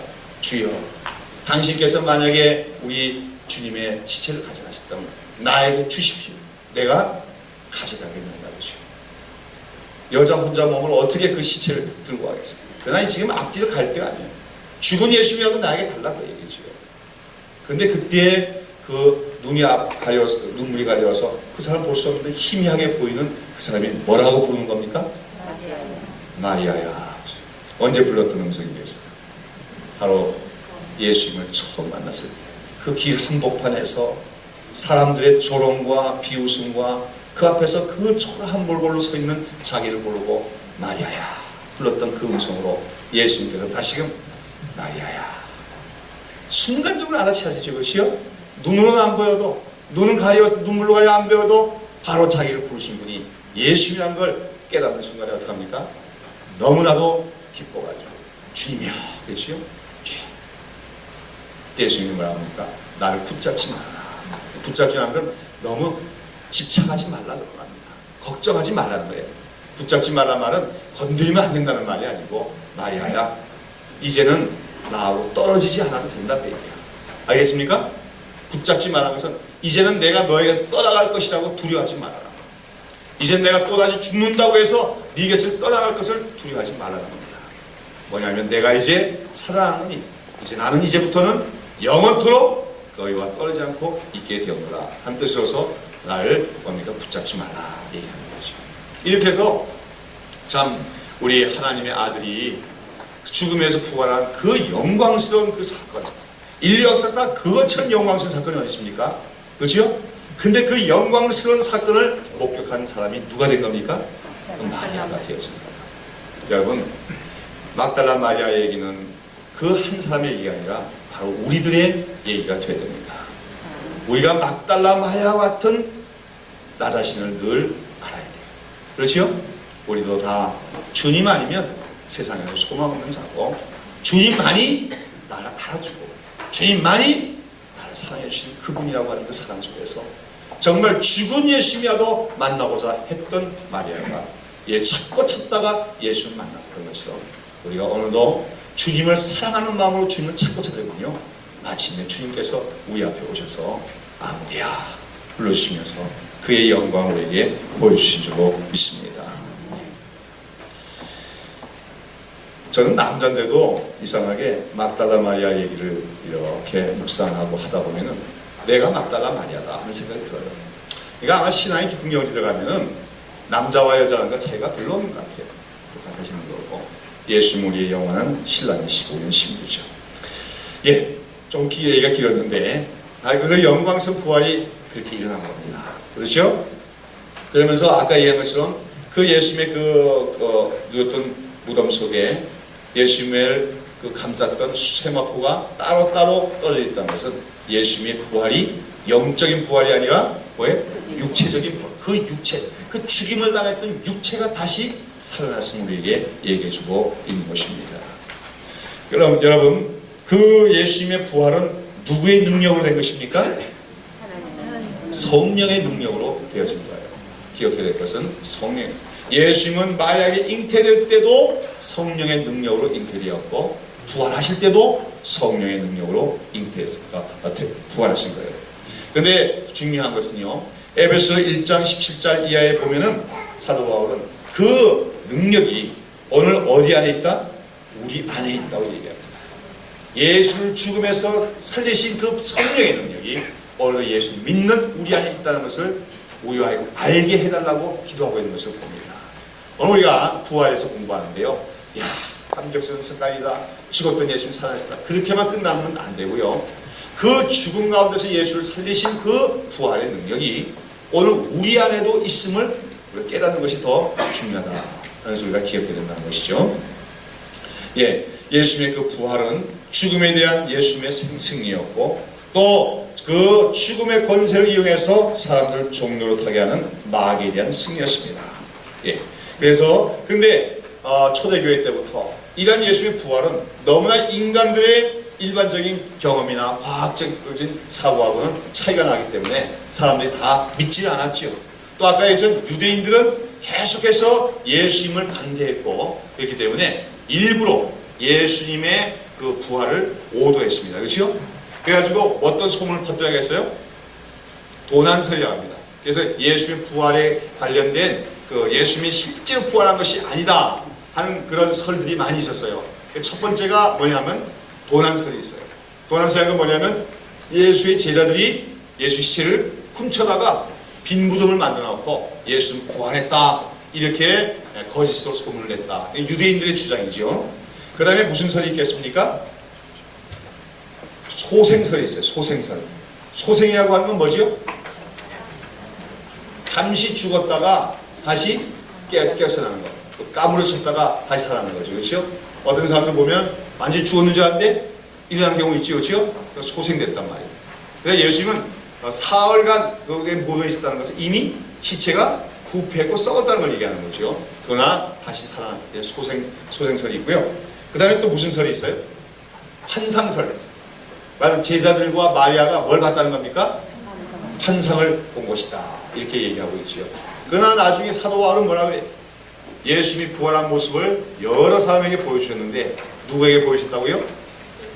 제자들에게도 보였고 그 다음에 한꺼번에 500명의 성도들에게 모습을 일시에 어디서인지 몰라 500명의 성도들에게 그 부활하신 모습을 보였는데 사도 바울이 살아있는 동안에 그 부활을 목격한 사람들 중에 몇 명이나? 태반이나 아직도 살아있다고 했습니다.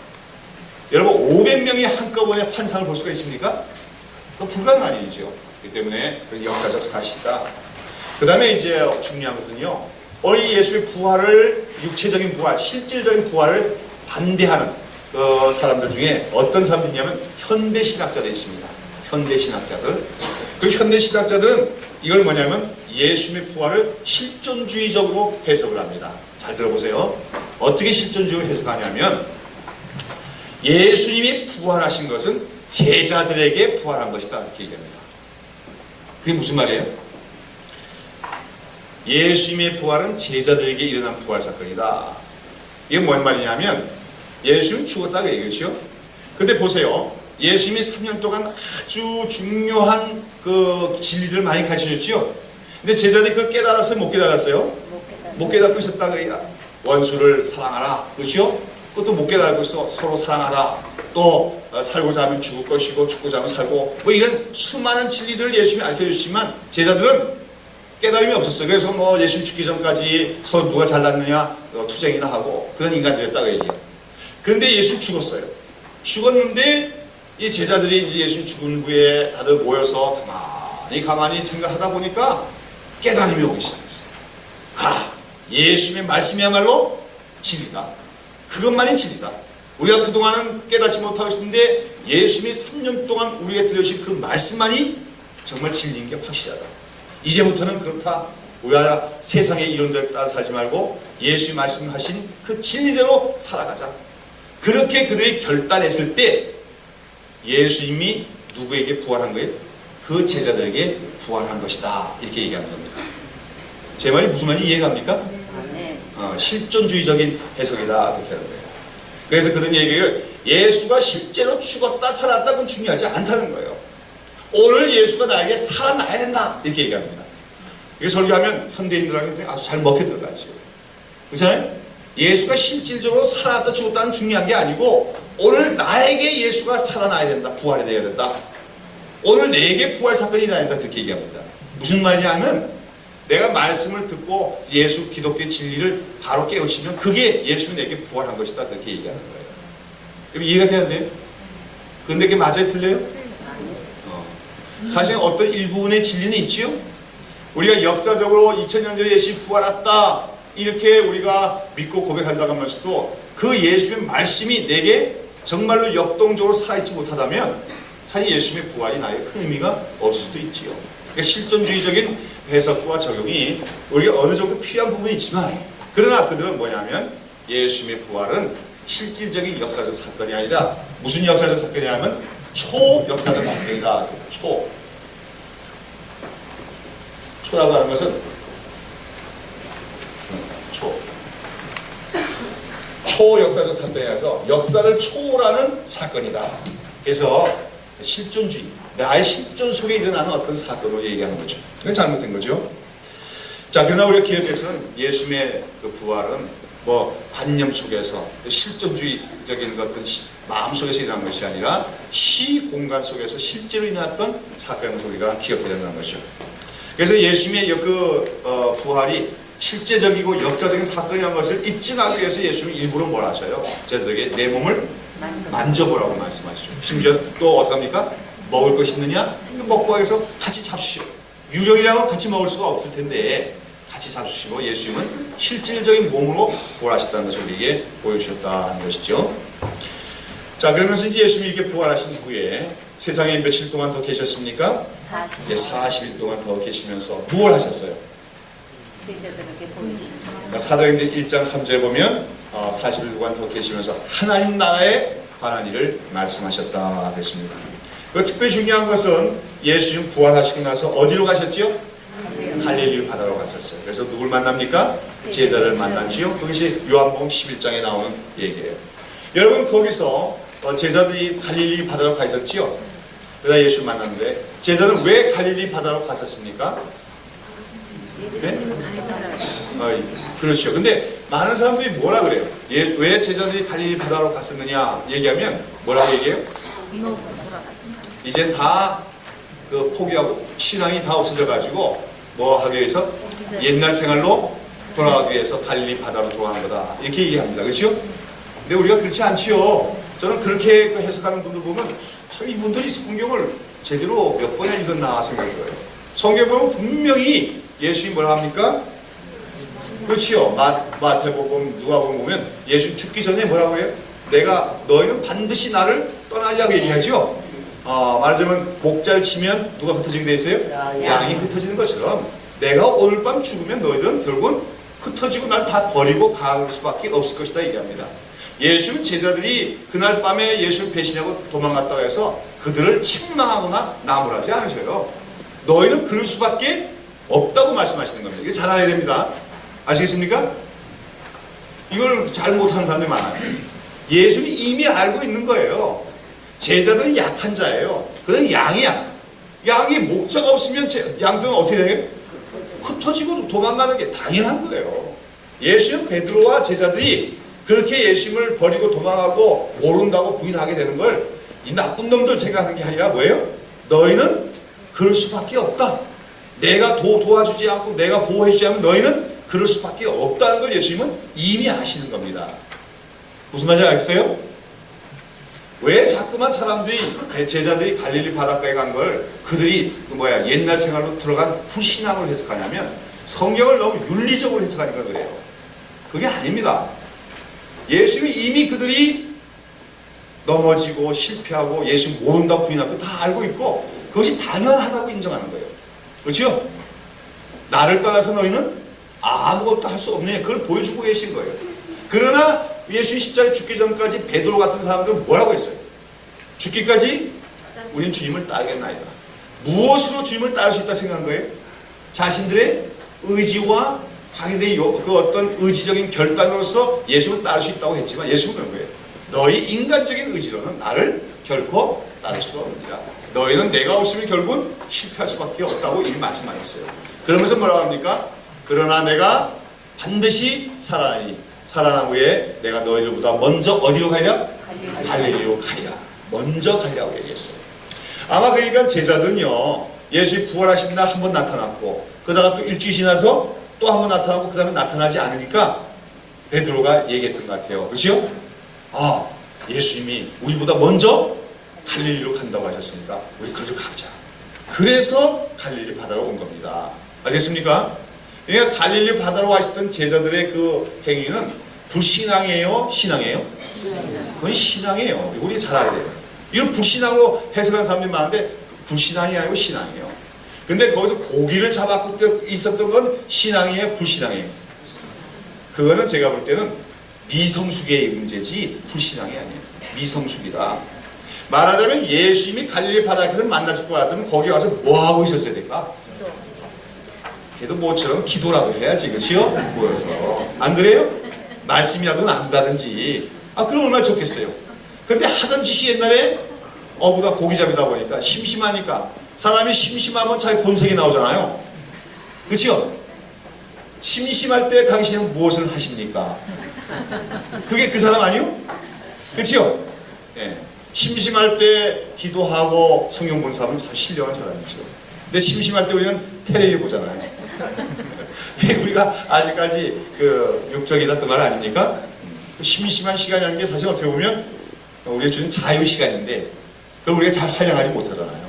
그러니까 그거는 미성숙의 문제지 불신앙은 아니잖아요. 일단 갈릴리 바다에 온 거는 제자들이 그래도 그렇게 실패하고 넘어지고 그랬어도 그래도 예수님이 그 약속하신 대로 거기 오시라고 하는 믿음을 가지고 그렇게 나왔다. 성경은 오히려 베드로와 그 제자들의 그 신앙을 칭찬하고 있는 겁니다. 아시겠습니까? 우리도 마찬가지다 그 얘기요. 우리가 때로는 살아가다가 베드로가 예수를 부인한 것처럼 우리 실패할 때가 있지요. 그럴 때 우리가 어떻게 하란 말입니까? 예수님 안 계신 곳으로 멀리 우리가 도망가고 되는 거예요? 아니고 오히려 그럴 때일수록 더 주님 만나기 위해서 가라는 거예요. 그럼 주님이 야, 넌 범죄하고 실패했으면서 왜 여기 나 만나러 와서 이러는 게 아니라 오히려 우리를 만나 주실 것이다 그거죠. 그리고 나서 그 갈릴리 바닷가에서 예수님이 그 제자들을 만나시고 거기서 그들의 잘못한 것도 다 용서하실 뿐만 아니라 오히려 그들에게 새로운 사명을 주시죠. 내 양을 먹여라, 내 어린 양을 치라고 사명을 주시게 되었습니다. 예. 그리고 근데 거기서 또 하나 중요한 것은 그럼 왜 예수님께서 제자들에게 내가 너희들보다 먼저 갈릴리에 거기서 만나자고 얘기할까요? 왜 갈릴리에서 만날까요? 우리가 그것은 예수님이 제자들과 처음으로 만났던 장소이기 때문에 그렇죠. 처음으로 만나서 그들이 뭘 받았던 장소입니까? 소명을 받았던 장소예요. 근데 이제 그들이 예수님이 죽으시는 날 나는 예수님을 모른다 이게 부인하면서 마침 그 소명은 어떻게 된 겁니까? 그 소명이 없어진 거지요. 실패한 거나 마찬가지예요. 다시금 제 소명을 주시기 위해서 그 갈릴리 바닷가에서 그들을 만나신 것으로 볼 수가 있습니다. 그리고 또 하나는 중요한 것은 갈릴리이기 때문에 거기서 만나가자는 거예요. 갈릴리 그럼 뭡니까? 갈릴리 그럼 뭐예요? 예? 갈릴리라고 하는 것은 비천한 지역이다. 그렇죠? 그 당시 예루살렘을 비롯한 유다 지방 사람들은 갈릴리 사람들을 어떻게 봤어요? 천하게 봤어요. 암하레츠라고 했어요. 암하레츠라는 것은 땅에 속한 백성이다.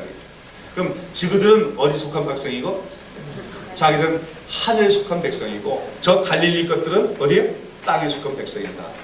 역사적으로 갈릴리라고 하는 것은 이방 나라와 적경지대이기 때문에 이방 나라의 침략이 많았습니다. 그러다 보니까 늘 고생도 많이 했고 또 이방인들 침략하다 보면 물질적인 약탈만 하는 것이 아니라 또 어떡합니까? 여자들한테 겁탈도 하고 그러다 보면 거기서 생겨나는 혼혈아들도 많지요. 그러니까 이 남쪽 지방의 유다 지방 사람들은 갈릴리 사람들은 천하게 보았던 거예요. 또 그 당시 사회 경제적인 분포를 보면 사실 갈릴리 지방에는 아주 풍요로운 그런 그 땅도 있어요. 그러나 그 주인들은 다 어디 사람들입니까? 그 지주는 다 유대 사람들이고 갈릴리 사람들은 거기에 다 소작에 불과하기 때문에 하여간 가장 사회적으로 어렵고 경제적으로 힘없는 사람들이 사는 곳이 갈릴리 지역이다. 근데 예수님은 바로 그 갈릴리에서 제자들을 불러모셨고 갈릴리에서 사역을 시작했습니다. 부활하신 후에도 갈릴리에서 만나자 말씀하신 것은 갈릴리와 같은 곳을 주님의 사역의 출발점으로 삼으셨다 그겁니다. 오늘은 여러분 혹시 목사님들 개척을 한다 그럴 때 어디 가야 잘 된다고 생각합니까? 갈릴리 같은 곳입니까? 예루살렘 같은 곳입니까? 소위 말해서 아파트 단지가 있는데 가야 개척이 잘 된다 그러대요. 그래 교회가 부흥한다. 아파트 단지는 갈릴리예요, 도시예요? 예? 도시죠. 좀 다르네. 예수님 이름하고는 좀 다른 것 같아요. 예수님 하나님 나라는 어디서 시작되리라? 갈릴리에서 시작되라. 사람으로 볼 때는 가능성이 없어지는 거예요.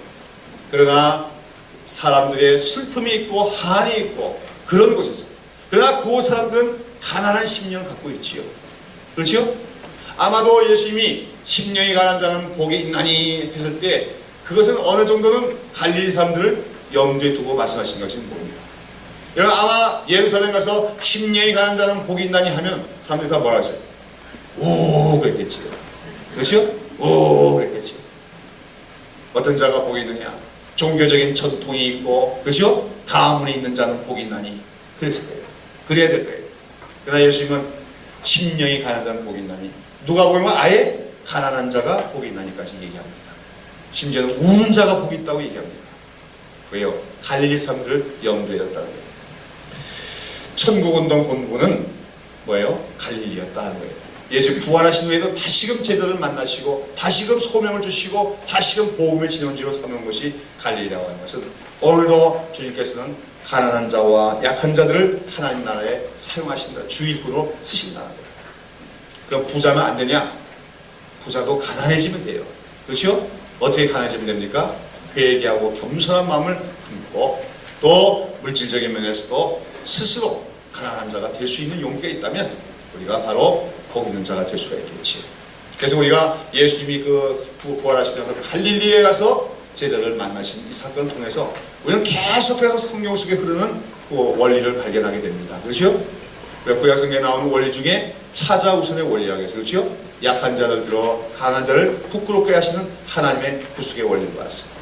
예수의 사역도 보면 철저히 그런 차자우선의 원리, 약한 자를 통해서 이루시는 구원의 사역의 방법을 우리가 볼 수가 있다고 하는 거죠. 이것은 왜냐하면요, 이 약한 자가 아닌 강한 자들은 항상 뭘 자랑합니까? 자기의 힘과 능력과 소유를 자랑해요. 여러분, 인간의 힘과 능력을 자랑하는 곳에서 주님의 부활의 능력이 나타날까요? 나타날까요? 절대로 나타나지 않습니다. 인간의 자만심이 있고 인간들의 자랑이 있고 인간들이 자기 힘을 신뢰하는 곳에서는 절대로 예수님의 능력은 나타나지 않습니다.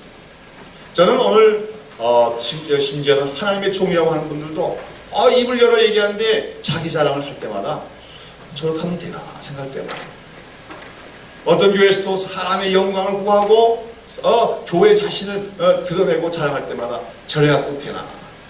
거기서 만약에 어떤 일들이 이루어지면 그건 주님의 일이 아닙니다. 사람의 일입니다. 사람이 자기의 능력을 과시하면서도 얼마든지 좋은 성과를 이룰 수가 있어요.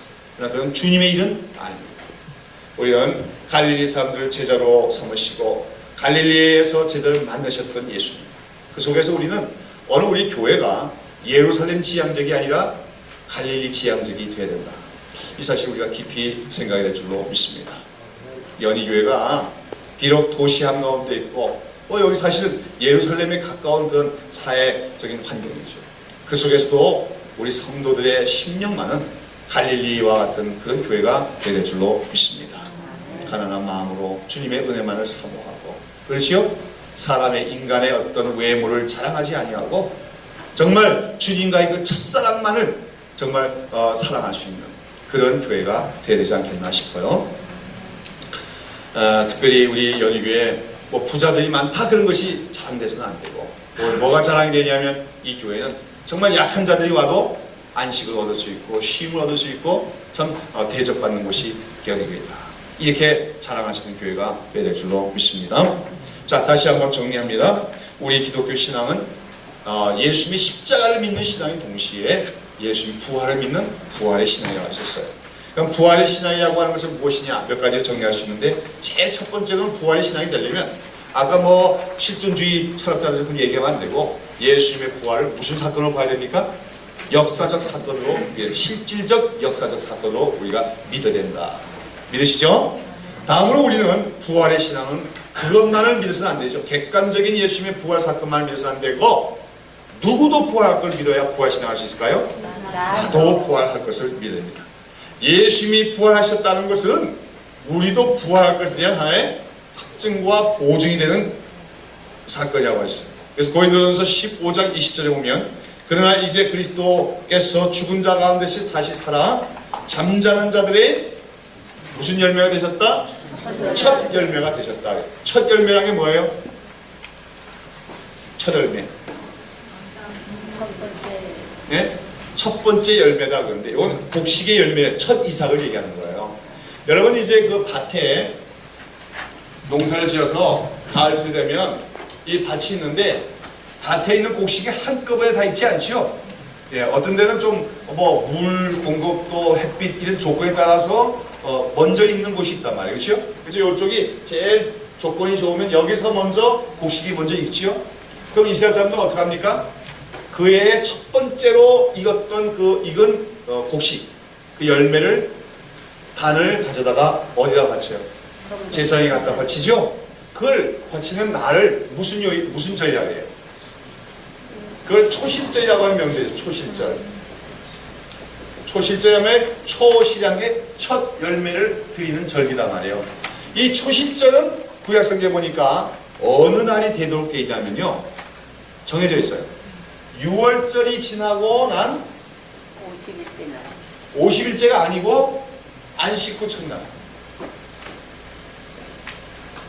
그 해에 6월절이 지나고 나서 안식일이 지나서 첫날을 초실절이라 한다. 그날은 첫 이삭을 하나님께 바치도록 되어 있어요. 그게 초실절이에요.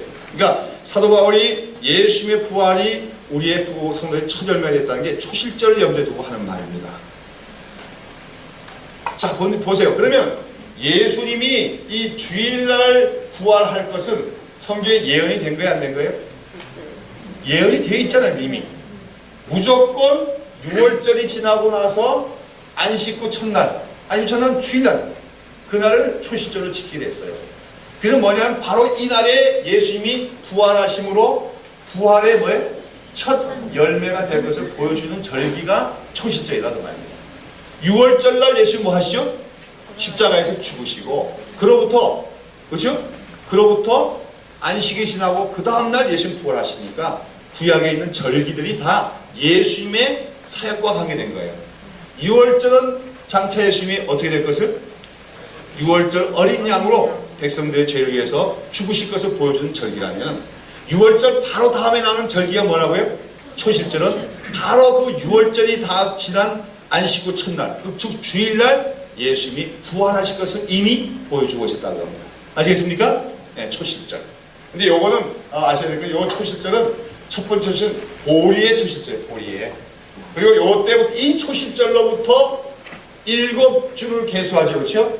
7주를 계수하면 7절이에요. 7절.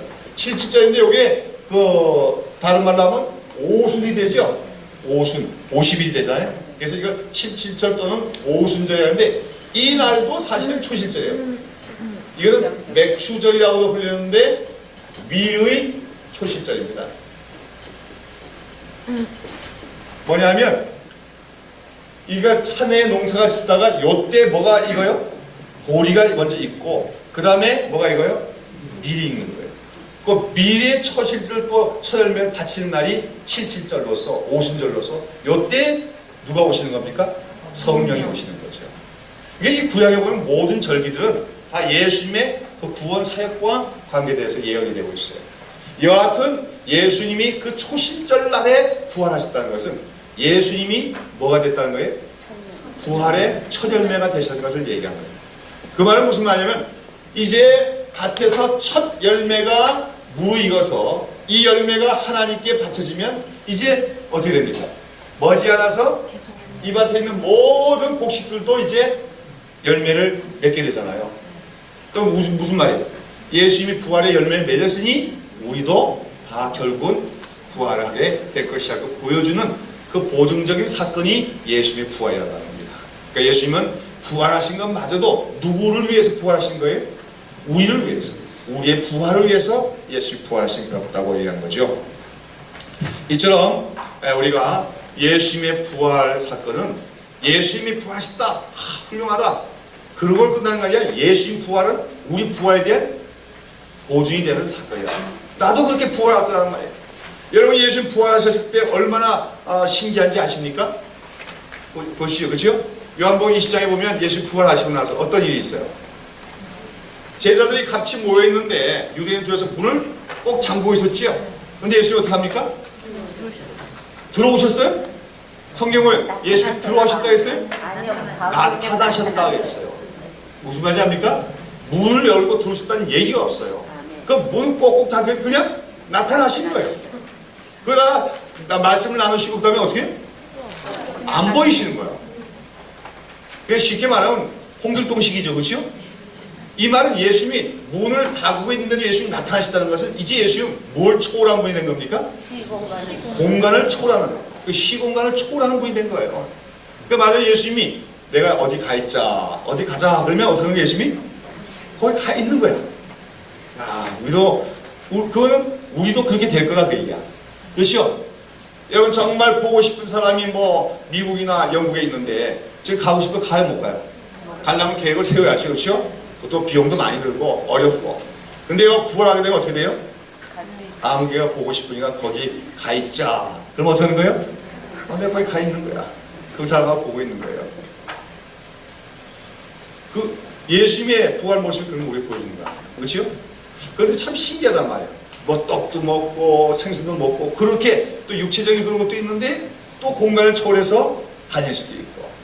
여러분, 그 부활이 곧 또 우리의 장차 부활하는 모습이라는 거죠. 우리가 기억해야 될 것은 예수를 믿는다는 의미는 뭐냐? 예수를 믿는다는 건 예수와 연합하여 예수와 하나가 됐다는 얘기예요. 아시겠습니까? 그러면 예수가 하나가 되면 뭐냐? 예수 사건이 내 사건이 되는 겁니다. 내가 세례를 받는다는 것은 예수가 연합한 존재가 되는 것이고, 예수님과 연합했다는 건 뭐냐면 예수 사건이 내 사건이 되는 거예요. 여러분, 죽었어요? 안 죽었어요? 죽은 거예요. 내가 그리스도와 함께 십자가에 못 박혀 죽었나니. 예수님이 무엇 때문에 죽었지요? 죄 때문에 죽었지요? 그러면 나도 죄 때문에 죽은 거예요. 예수 죽음이 내 죽음이야. 예수님이 죽어주심으로 내가 죽은 거예요. 그러니까 나는 이제 죄값을 더 칠 필요가 있어, 없어요? 없어요. 예수 죽음, 내 죽음이에요. 그럼 또 예수 뭐가 되겠어요? 예수 부활, 내 부활이에요. 여러분, 이거 예수를 믿는다는 의미를 잘 이해하시기 바랍니다. 예수 믿는다는 건 예수의 이름으로 세례받는 것이고, 예수 이름으로 세례받는 건 예수님과 연합이 된 것이고, 예수와 연합되는 건 예수와 내가 하나가 된 것이고, 그것은 예수 사건이 누구 사건 되는 거예요? 내 사건 되는 거예요. 예수 죽음, 내 죽음. 예수 부활, 내 부활. 예수 승리, 내 승리. 예수 생명, 내 생명.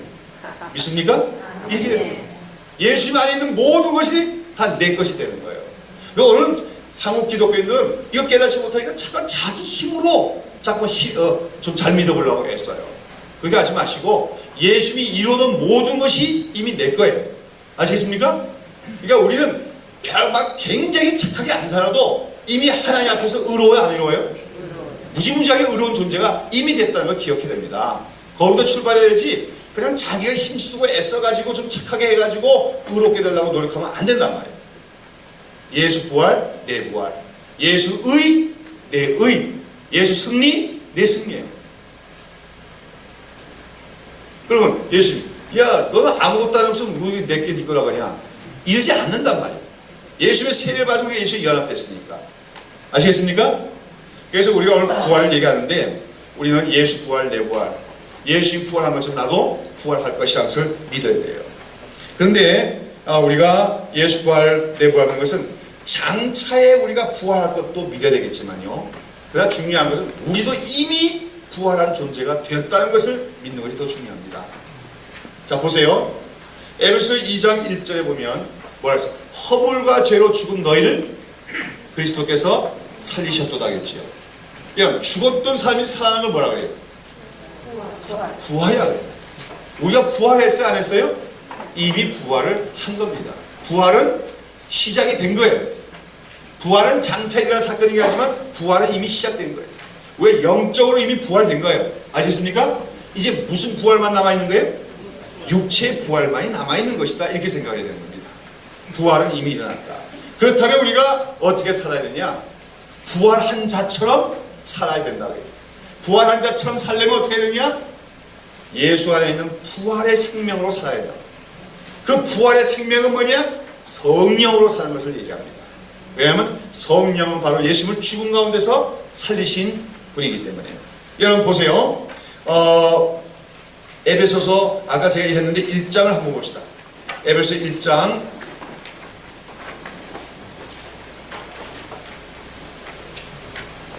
15절부터 19절까지를 한번 다 읽어보죠. 시작. 이를 인하여 주 예수 안에서 너의 믿음과 모든 성도를 향한 사랑을 나도 듣고 너희를 인하여 감사기를 맞이 아니하고 내가 기도할 때 너희를 만나노라. 우리 주 예수 그리스도의 하나님 영광의 아버지께서 지혜와 계시의 정신을 너희에게 주사 하나님을 알게 하시고 너희 마음 눈을 밝히사 그의 부르심의 소망이 무엇이며 성도 안에서 그 기업의 영광의 풍성이 무엇이며 그의 힘이 강력으로 역사하심을 따라 믿는 우리에게 베푸신 능력의 지극히 크심이 어떤 것을 너희로 알게 하시기를 구하노라. 사도 바울이 에베소 교인들 위해서 기도할 때마다 늘 기도한다는 기도 제목이 나와있어요. 첫 번째 기도가 제목이 뭐냐면 17절에 보면 먼저 우리에게 뭘 주시사? 지혜와 계시 정신을 주시사 했는데 정신이 말은 영이에요. 사실 스피리트. 그래서 지혜와 계시 성령을 우리에게 주셔서 여러분 우리가 오늘 지혜가 부족하지요? 하나님의 뜻을 깨닫는 게 부족하죠? 그럴 때마다 우리가 지혜와 계시를 주시는 성령을 받아야 됩니다. 성령께서 우리에게 지혜와 계시를 알게 했습니다. 그때 우리가 뭘 알아야 된다는 거예요? 하나님을 알게 하시고. 여러분 이미 하나님 알고 있지요? 그러나 충분히 알고 있습니까? 하나님 아주 충분히 알고 있지 않아요. 우리 일생을 통하여 하나님을 더 알아가야 돼요. 근데 하나님을 더 알게 하신 분이 누구냐? 지혜와 계시의 성령이다. 그 다음에 지혜와 계시 성령을 통해 우리가 또 알아야 될 것이 있습니다. 뭡니까? 마음 눈을 밝혀서 우리 마음 눈이 밝아져야 돼요. 육신의 눈이 밝아지는 게 아니라, 그렇죠? 재리의 눈이 밝아지는 것이 아니라 마음의 눈, 심령의 눈이 밝아져야 되는데, 그래서 뭘 알아야 돼요? 그 부심의 소망이 무엇이며 그 다음에 성도 안에서 그 기업의 영광의 풍성이 무엇인가를 알게 하기를 원하노라 얘기했습니다. 여기서 나중에 얘기했는데 부심의 소망과 성도 안에서 그 기업의 영광이 무엇이다 하는 건 같은 말로서 우리 성도들에게 주시고자 하는 기업이 얼마나 영광스러운가를 알게 하기를 바란다. 하나님께서 우리 믿는 자들에게 주실 기업, 장차 주실 하나님 나라의 그 선물이 얼마나 영광스러운 건지 여러분 아시고 계십니까? 예? 우리 살아가면서 조금 돈이 없다고 비참한 기분을 느낄 때가 많지요. 그런데 우리가 그런 거 가지고 비참해야 될 사람이 아니에요. 왜? 너무너무나도 영광스러운 것을 하나님께 주시려고 작정하고 계시기 때문에. 근데 우리가 그걸 모르기 때문에 현실을 바라보면서 스스로 비참한 감을 가질 때가 많단 말이에요. 조금 돈이 없다, 건강이 안 좋다, 뭐 사람들로부터 인정받지 못한다. 그 마음 눈이 밝아지지 못해서 그래요. 그 다음에 세 번째로 사도 바울이 우리 성도들이 알게 되기를 원하는 게 뭐라겠습니까? 한마디로 우리에게 베푸신 능력이 얼마나 큰가를 알게 되기를 원한다 기도합니다. 하나님께 우리에게 능력을 주셨어요. 지극히 큰 능력을. 근데 그 능력이 어떤 능력이냐? 여기 20절에 보면 나오죠. 그렇죠? 그 능력이 그리스도 안에서 역사하사 죽은 자들 가운데서 다시 살리시고 하늘에서 자기 오른편에 앉히사. 그 능력이 어떤 능력이에요? 우리에게 베풀어 주신 능력이 예수 그리스도를 죽은 자 가운데서 살리시고 하늘에까지 올리게 하신 능력이다. 누구의 능력입니까? 성령의 능력이에요. 근데 그 성령의 능력이 어디 안에 계시다? 우리 안에 있다 그랬어요. 우리 안에. 그래서 우리 안에 있는 그 성령의 능력이 얼마나 큰지 알게 되기를 원하노라 얘기하고 있습니다. 여러분 우리는 지금 엄청난 능력을 받은 사람들인데 내 안에 그 능력이 얼마나 큰지를 알지 못하고 있는 거예요. 그러면서 누구 힘으로 살아가려고 그래요? 자기 힘과 자기 능력으로 살아가니까 힘든 거예요. 그래서 사도 바울은 마음 눈이 밝아져서 우리 안에 있는 능력이 얼마나 큰가를 좀 알게 되기를 원하는 거야. 그 능력이 어떤 능력이냐? 예수 그리스도를 죽은 자 가운데서 살리신 능력이다. 그 능력이 우리 안에 있다고 얘기하고 있는 것입니다. 그래서 오늘 우리가 부활에 대해서 공부합니다만은 부활의 신앙이라는 것은 첫 번째로 예수님이 실질적으로 부활하신 것, 역사적 사건으로 부활하신 걸 믿는 거고, 그 다음에 우리도 장차 어떡합니까? 나중 날에 예수님처럼 부활할 것을 믿는 거지요. 그래서 세 번째는 뭐예요? 부활의 생명력을 가지고 살아갈 때 우리가 부활의 신앙을 이해할 수 있는 겁니다. 바로 예수님을 죽은 자 가운데 살리신 그 부활의 성령의 능력이 내 안에 있음을 깨닫고 그 성령의 능력을 따라 살아가는 사람이 되어질 때 우리는 참된 부활의 신앙을 갖고 있다고 얘기할 수가 있다는 거예요. 다시 말해서 우리가 부활의 능력으로 살아가려면, 부활의 신앙을 가지려면 계속해서 우리는 우리의 힘과 우리의 지혜와 능력을 의지하는 것을 버려나가고, 그렇죠? 또 인간적인 외모와 인간적인 조건들을 자랑하는 것들을 버리고 오직 예수를 죽은 자 가운데 살리신 그 성령의 능력만 더욱더 의지하여 살아가는 우리가 되어야 된다는 겁니다. 그럴 때 나 같은 사람을 통해서 주님의 그 부활의 생명의 능력이 막 나타나요. 그럴 때 어떻게 된 줄 아십니까? 나 같은 사람이 다른 사람들 갖다가 생명으로 이끌게도 되고요. 그렇죠? 내가 들어가는 곳에 어둠이 사라지고 빛이 들어오게 되고, 그런 하나님의 생명의 역사에 쓰임받는 사람이 되어진 줄로 믿습니다. 빛이 되라 소금이 되라 하는 말은요, 그냥 좀 착하게 살아가는 정도가 아니에요. 착하게 사는 것도 내 힘으로 착하게 살고 내 의지로 착하게 살면 참 빛이 아닙니다. 우리는 아무것도 할 수 없지만 그러나 내 안에 성령이 계시다. 그 성령의 능력이 어떤 능력이냐? 예수 그리스도를 죽은 자 가운데서 살리신 능력이라는 걸 깨닫고 그 성령의 능력만 의지해 행할 때 착하게 사라지는 겁니다. 그래서 빛이 되어진다는 겁니다. 우리가 생명의 도구가 되어진다는 것이죠. 그렇게 오늘 우리가 부활신앙을 갈 때 예수 안에 있던 그 부활의 생명의 능력으로 오히려 살아가는 우리 성도들이 되어야 될 줄로 믿습니다. 그리고 우리는 또한 그 부활의 생명으로 살아감으로 말미암아 우리의 삶이 날마다 바뀌어가야 될 것 같아요. 여러분, 어떤 사람이 암으로 말미암아서 죽을 수밖에 없다 하는 판정을 받았다고 생각합시다. 당신 이제 뭐 한 달밖에 못 삽니다. 사형 판결을 받았어요. 근데 그러다가 어느 날 그냥 극적으로 치유가 되기 시작했어. 병원에 갔더니 의사가 완전히 나았습니다. 당신 이제 죽지 않습니다 했으면 그 사람 삶이 바뀔까요? 안 바뀔까요? 바뀌죠. 뭔가 어떻게 바뀔까요? 우리는 그것보다 더 큰 선고를 받은 사람이에요. 우리 영원히 죽을 수밖에 없는 그런 운명에서 영원한 생명으로 옮겨졌다고 우리가 판결을 받은 거 아닙니까? 믿음으로 말미암아. 그렇기 때문에 우리는 부활신앙을 할 때 그 부활의 소망 때문에 우리 삶이 뭔가 변화되야 됩니다. 믿음이란 뭐냐면 장차 일어날 사건을 내 현실의 삶에 적용하는 게 믿음이에요. 장차 일어날 사건 뭡니까? 우리가 부활해야 될 것을 바라보면서 오늘의 현실의 삶을 이끌어 나가는 거죠. 제일 먼저는 우리가 무엇보다도 항상 기뻐하는 사람이 되는 줄로 믿습니다. 부활의 소망인 사람이 뭐 세상에 다른 거 좀 나쁘면 어때요? 그렇잖아요? 항상 기뻐할 수 있어야 될 것 같아요. 제가 아주 좋은 비유를 들었어요. 어떤 목사님한테 얘기를 들었는데 저하고 얘기하다가 그런 얘기 하더라고요. 참 자기 삶이 어리석다 생각이 많이 들고 많은 사람의 삶이 어리석다 생각이 드는 것이, 특별히 예수 믿는 사람이 참 어리석다 생각이 드는 게 뭐냐면, 우리가 10,000달란트 그 용서받고 자기는 뭐죠? 100데나리온 용서 못해갖고 옥에 들어간 사람 얘기했지요. 그게 우리 얘기일 수가 있는데 이웃과의 관계가 아니라 나 자신에게 적용할 수 있다는 겁니다. 뭐냐면 우리가 하나님부터 뭘 받았어요? 죄사함을 받고 구원을 받고 뭘 받았어요? 영원한 생명을 받았지요. 우리도 장차 부활할 거라는 소망을 가졌게 됐고 영원한 천국의 기업을 받았지요. 그럼 우리는 돈을 얼마나 받은 사람이야? 말하자면 그렇죠. 돈으로 따지자면 수백만 달란트를 우리가 지금 선물을 받은 거지요. 자, 근데 어떤 사람이 이렇게 생각합시다. 로또에 당선됐어요. 로또가. 근데 로또 지급일은 한 1년 있다가 준다고 합시다. 그렇죠? 1년 있다가 준다고 해요. 근데 한 50억이 터졌다고 생각합시다. 50억 큰가요? 작은가요? 커요? 어떤 분은 작을 수도 있는데 50억이 터졌어. 근데 내년에 준다고 했어요. 내년 주는 거 확실합니다. 그런데 오늘 지나가다가 누구한테 뭐 이렇게 시비 걸려가지고, 그렇죠? 어떤 사람한테 좀 사기를 당했어. 그래서 한 10,000원을 뺏겼어. 그렇죠?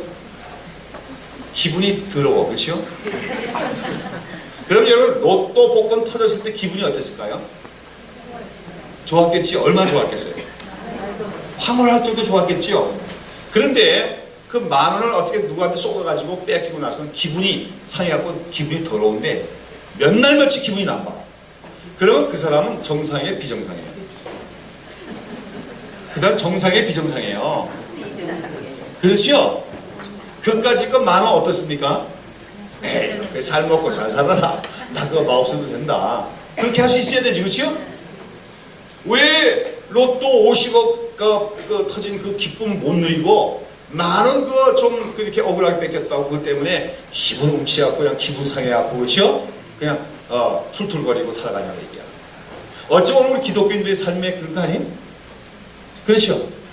우리가 영원한 천국을 소망을 받고 부활할 것에 대해서 소망을 받은 것은 로또 터진 거하고는 비교할 수 없는 거지요. 확실한 거죠? 확실히 부활할 거죠? 확실히 천국 가죠? 확실히 영원한 날 기억을 받겠지요?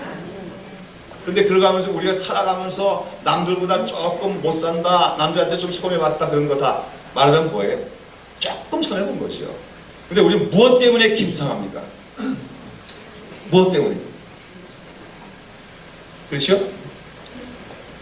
참 우리가 사람이 굉장히 지혜로운 것 같아도 바보 같을 때가 많은데 우리 예수 믿는 사람들이 참 바보 같을 때가 많아요. 그래서 우리가 그 장차 누릴 부활과 영원한 생명의 그 조명을 받아서 오늘 우리 삶에서 뭐 이웃들과의 관계 또 물질 생활에서 조금 손해보고 조금 못된 거 있더라도 아이고 그거 천국의 그 영광스러운 기업과 기쁨에 비하면 아무것도 아닌데 이렇게 생각할 수 있는 그런 그 적용 능력이 믿음이다 그 얘기예요. 교인들은 근데 오늘 뭐 갖고 상관? 저 자신도 그런 거지. 목사님 나 이만큼 손해봤어요. 억울해 죽겠어요. 날 좀 위해서 기도해 주세요. 그래요? 그럼 제가 집사님 이미 큰 천국의 영광을 받았는데요.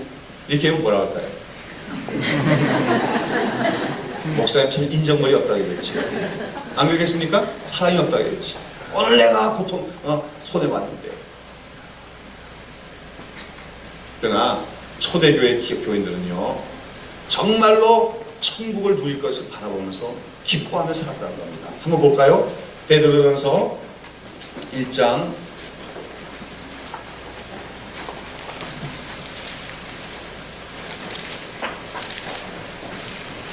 베드로전서 1장 9절 말씀, 8절 말씀 한번 봅시다. 8절 9절 시작.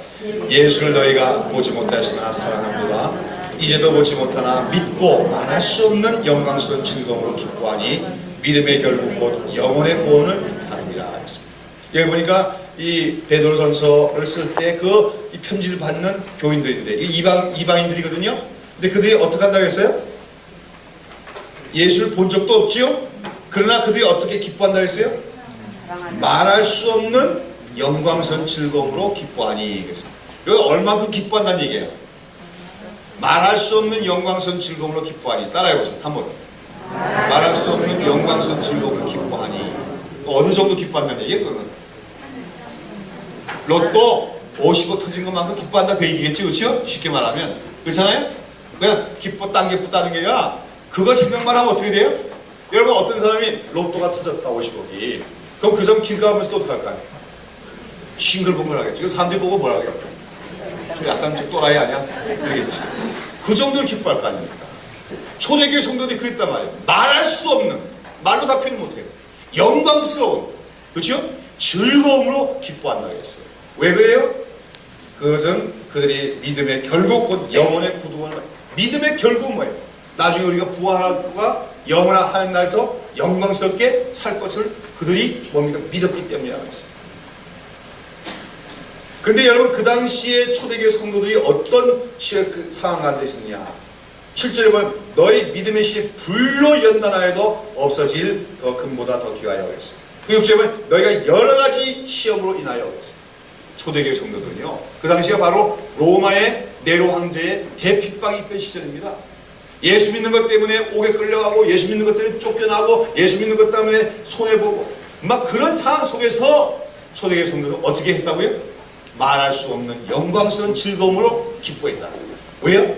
믿음의 결국을 알고 있었기 때문에. 그럼 우리도 알고 있잖아요. 근데 왜 우리는 그렇게 말할 수 없는 영광스러운 즐거움을 기뻐하지 못하느냐? 이것이 우리가 교리적으로만 되는 것이 아닙니다. 우리가 이 기쁨을 주시는 분이 있어요. 누굽니까? 성령이십니다. 성령은 능력도 되시지만 우리 기쁨도 되시는 분이에요. 그래서 우리가 성령 세례, 성령 충만의 한 내용 중에 하나가 바로 이러한 기쁨을 성령께서 주실 때가 있습니다. 여러분, 성령이 하신 일이 우리 기업의 보증이 되시고 있죠. 에베소 1장에 보면 기업의 보증이 된단 말이 바로 그 말이에요. 우리의 기업이 뭡니까? 우리 기업이 뭐예요? 하나님 나라죠. 영원하고 썩지 않을 영광스러운, 그렇죠? 생명으로 충만한 그 나라가 우리의 기업입니다. 하나님 우리가 주신 선물이에요. 그런데 성령은 그 기업에 뭐가 되신다? 보증이 되신단 말이에요. 보증이란 말이 뭐냐면 쉽게 얘기하면 맛복입니다. 맛배기. 맛배기 아세요? 또는 가불이란 뜻이에요. 가불. 어떤 걸 미리 주는 거. 성령이 우리 안에 계시며 성령이 충만해지면 우리 하여금 장차 우리가 누리게 될 그 천국의 기업을 어떻게 해요? 맛을 보여주신다는 거예요. 미리 가불해서 맛보여주신다는 말입니다. 믿으십니까?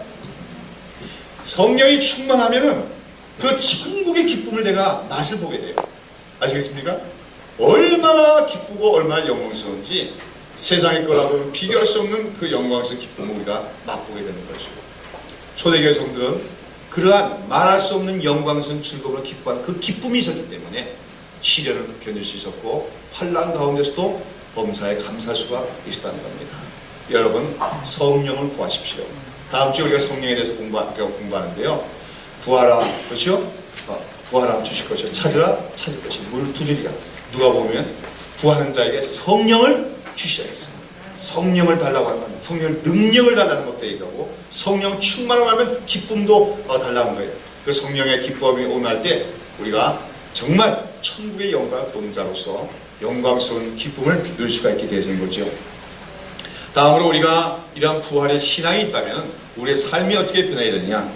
사도 바울은 사도행전 24장 15절과 16절에서 이렇게 합니다. 내가 의인과 악의 부활이 있는 것을 내가 소망을 인하여 내가 하나님과 사람을 대하여 항상 양심에 거리낌이 없기를 힘쓰도록 하겠습니다. 이 말은 뭐냐면 부활이 있다고 하는 것은 다른 말하면 심판이 있다는 것을 의미하기도 하죠. 그렇죠? 우리가 부활했을 때 의인과 악인이 다 주님 앞에서 행한 대로 심판받을 것을 우리가 믿는 것을 의미합니다. 그게 했을 때 주님 앞에 섰을 때 떳떳하기 위해서 사람들 앞에서가 아니라 내가 하나님 앞에 대해서도 늘 양심의 거리낌이 없기를 바란다 했어요. 오늘 부활의 신앙이 있다면 우리 항상 뭡니까? 하나님 앞에서 거리낌이 없는 삶을 살아가도록 힘써야 된다고 하는 것이죠. 다음으로 우리가 또한 부활의 소망이 있다면요, 양심의 거리낌이 없기를 힘쓸 뿐만 아니라 특별히 우리가 이 세상을 표현하는 가장 좋은 단어가 물질입니다. 그렇죠? 우리가 살아가는 이 세상의 특징이 물질 아닙니까? 물질로 이루어진 세상. 만져봐야 되고 꼭 뭡니까? 내 손에 품어야 만족하게 되는 거예요. 이 물질 세상의 특징이에요. 이때 특별히 우리가 참된 믿음을 갖고 부활된 믿음을 갖고 있다면 이 물질에 대한 개념, 물질에 대한 자세가 우리가 바뀌어야 된다는 것입니다. 물질에 대한 개념이 바뀌지 않고서 우리가 참된 믿음을 가졌다고 할 수가 없는 거죠. 부활의 소망을 가진 사람은 어떻게 하냐? 물질에 대한 개념이 달라지게 돼요. 물질이라는 것은 뭐냐? 결국은 우리 부활할 때 이 물질들은 다 사라지고 없어질 것입니다. 그러면 아무 쓸모도 없는가요? 아니에요. 우리가 주님이 오실 때 우리가 부활하겠지만 그때 이 물질들은 다 사라져 없어질 것이지만 그러나 우리가 사는 동안에 이걸 아주 소중하게 쓸 수가 있는 것이 물질이라는 겁니다. 여러분, 황금을 보기를 돌같이 하라, 그런 말이 있었죠. 그러나 황금을 보기를 돌같이 하면 안 되죠. 근데 사실 그런 말이 나오는 게 있어요. 성경에 보면. 여러분, 천국에 갔더니 여호수아께서 보면 새 예루살렘에 보면 그 바닥에 깔린 그 도로가 뭘로 깔려 있다고 했어요? 금으로, 정금으로 깔려 있다고 했어요. 그게 무슨 말인지 압니까? 금이 발바닥에 밟힌다고 얘기해요. 그러니까 오늘과 천국 백성의 특징은 금을 발바닥으로 다른 것처럼 여기는 그런 사람이다. 그 얘기예요. 그런데요, 그 물질에 대한 개념이 어떻게 바뀌어야 될까요? 거기서 우리가 예수의 비유에 나오는 두 가지를 우리가 인용해서 부활의 신앙과 물질을 연결시켜 볼 수가 있을 것 같아요. 하나는 뭡니까? 예수님의 그 천국 비유에 나오죠? 어떻게 했습니까? 어떤 부자가 어떤 농부가 밭을 갈다가 어떻게 했어요? 보화를 발견했지요. 그때 어떻게 했다고요? 자기 있는 재산을 다 팔아서 그 땅을 사들였느냐 하겠죠. 천국은 이러하니라 하겠잖아요. 이게 무슨 말인지 압니까? 이게 뭐냐면 그 당시에는 그 이스라엘 나라의 그 농부는 어떤 농부냐면 자기가 땅을 소유하는 지주가 아니고 남의 땅을 좀 빌려서 쓰고 있는 소작농을 얘기하고 있어요. 자, 근데 그 당시 이스라엘은 전쟁이 많고 변유가 많다 보니까 어떤 사람들이 큰 돈을 갖고 있다가 재물을 갖고 있다가 피난 갈 때 그걸 갖고 갈 수 없으니까 어떡합니까? 땅에다 묻지요. 그걸 무슨 뭐라 그러죠? 단짓돈이라 그래요. 근데 그걸 묻었는데. 그런데 어느 농사꾼이 이제 남의 땅을 빌려서 이제 그 밭을 부쳐먹고 사는데 어느 날 쟁기질을 하다가 떨그덕 걸리는 게 있었어요.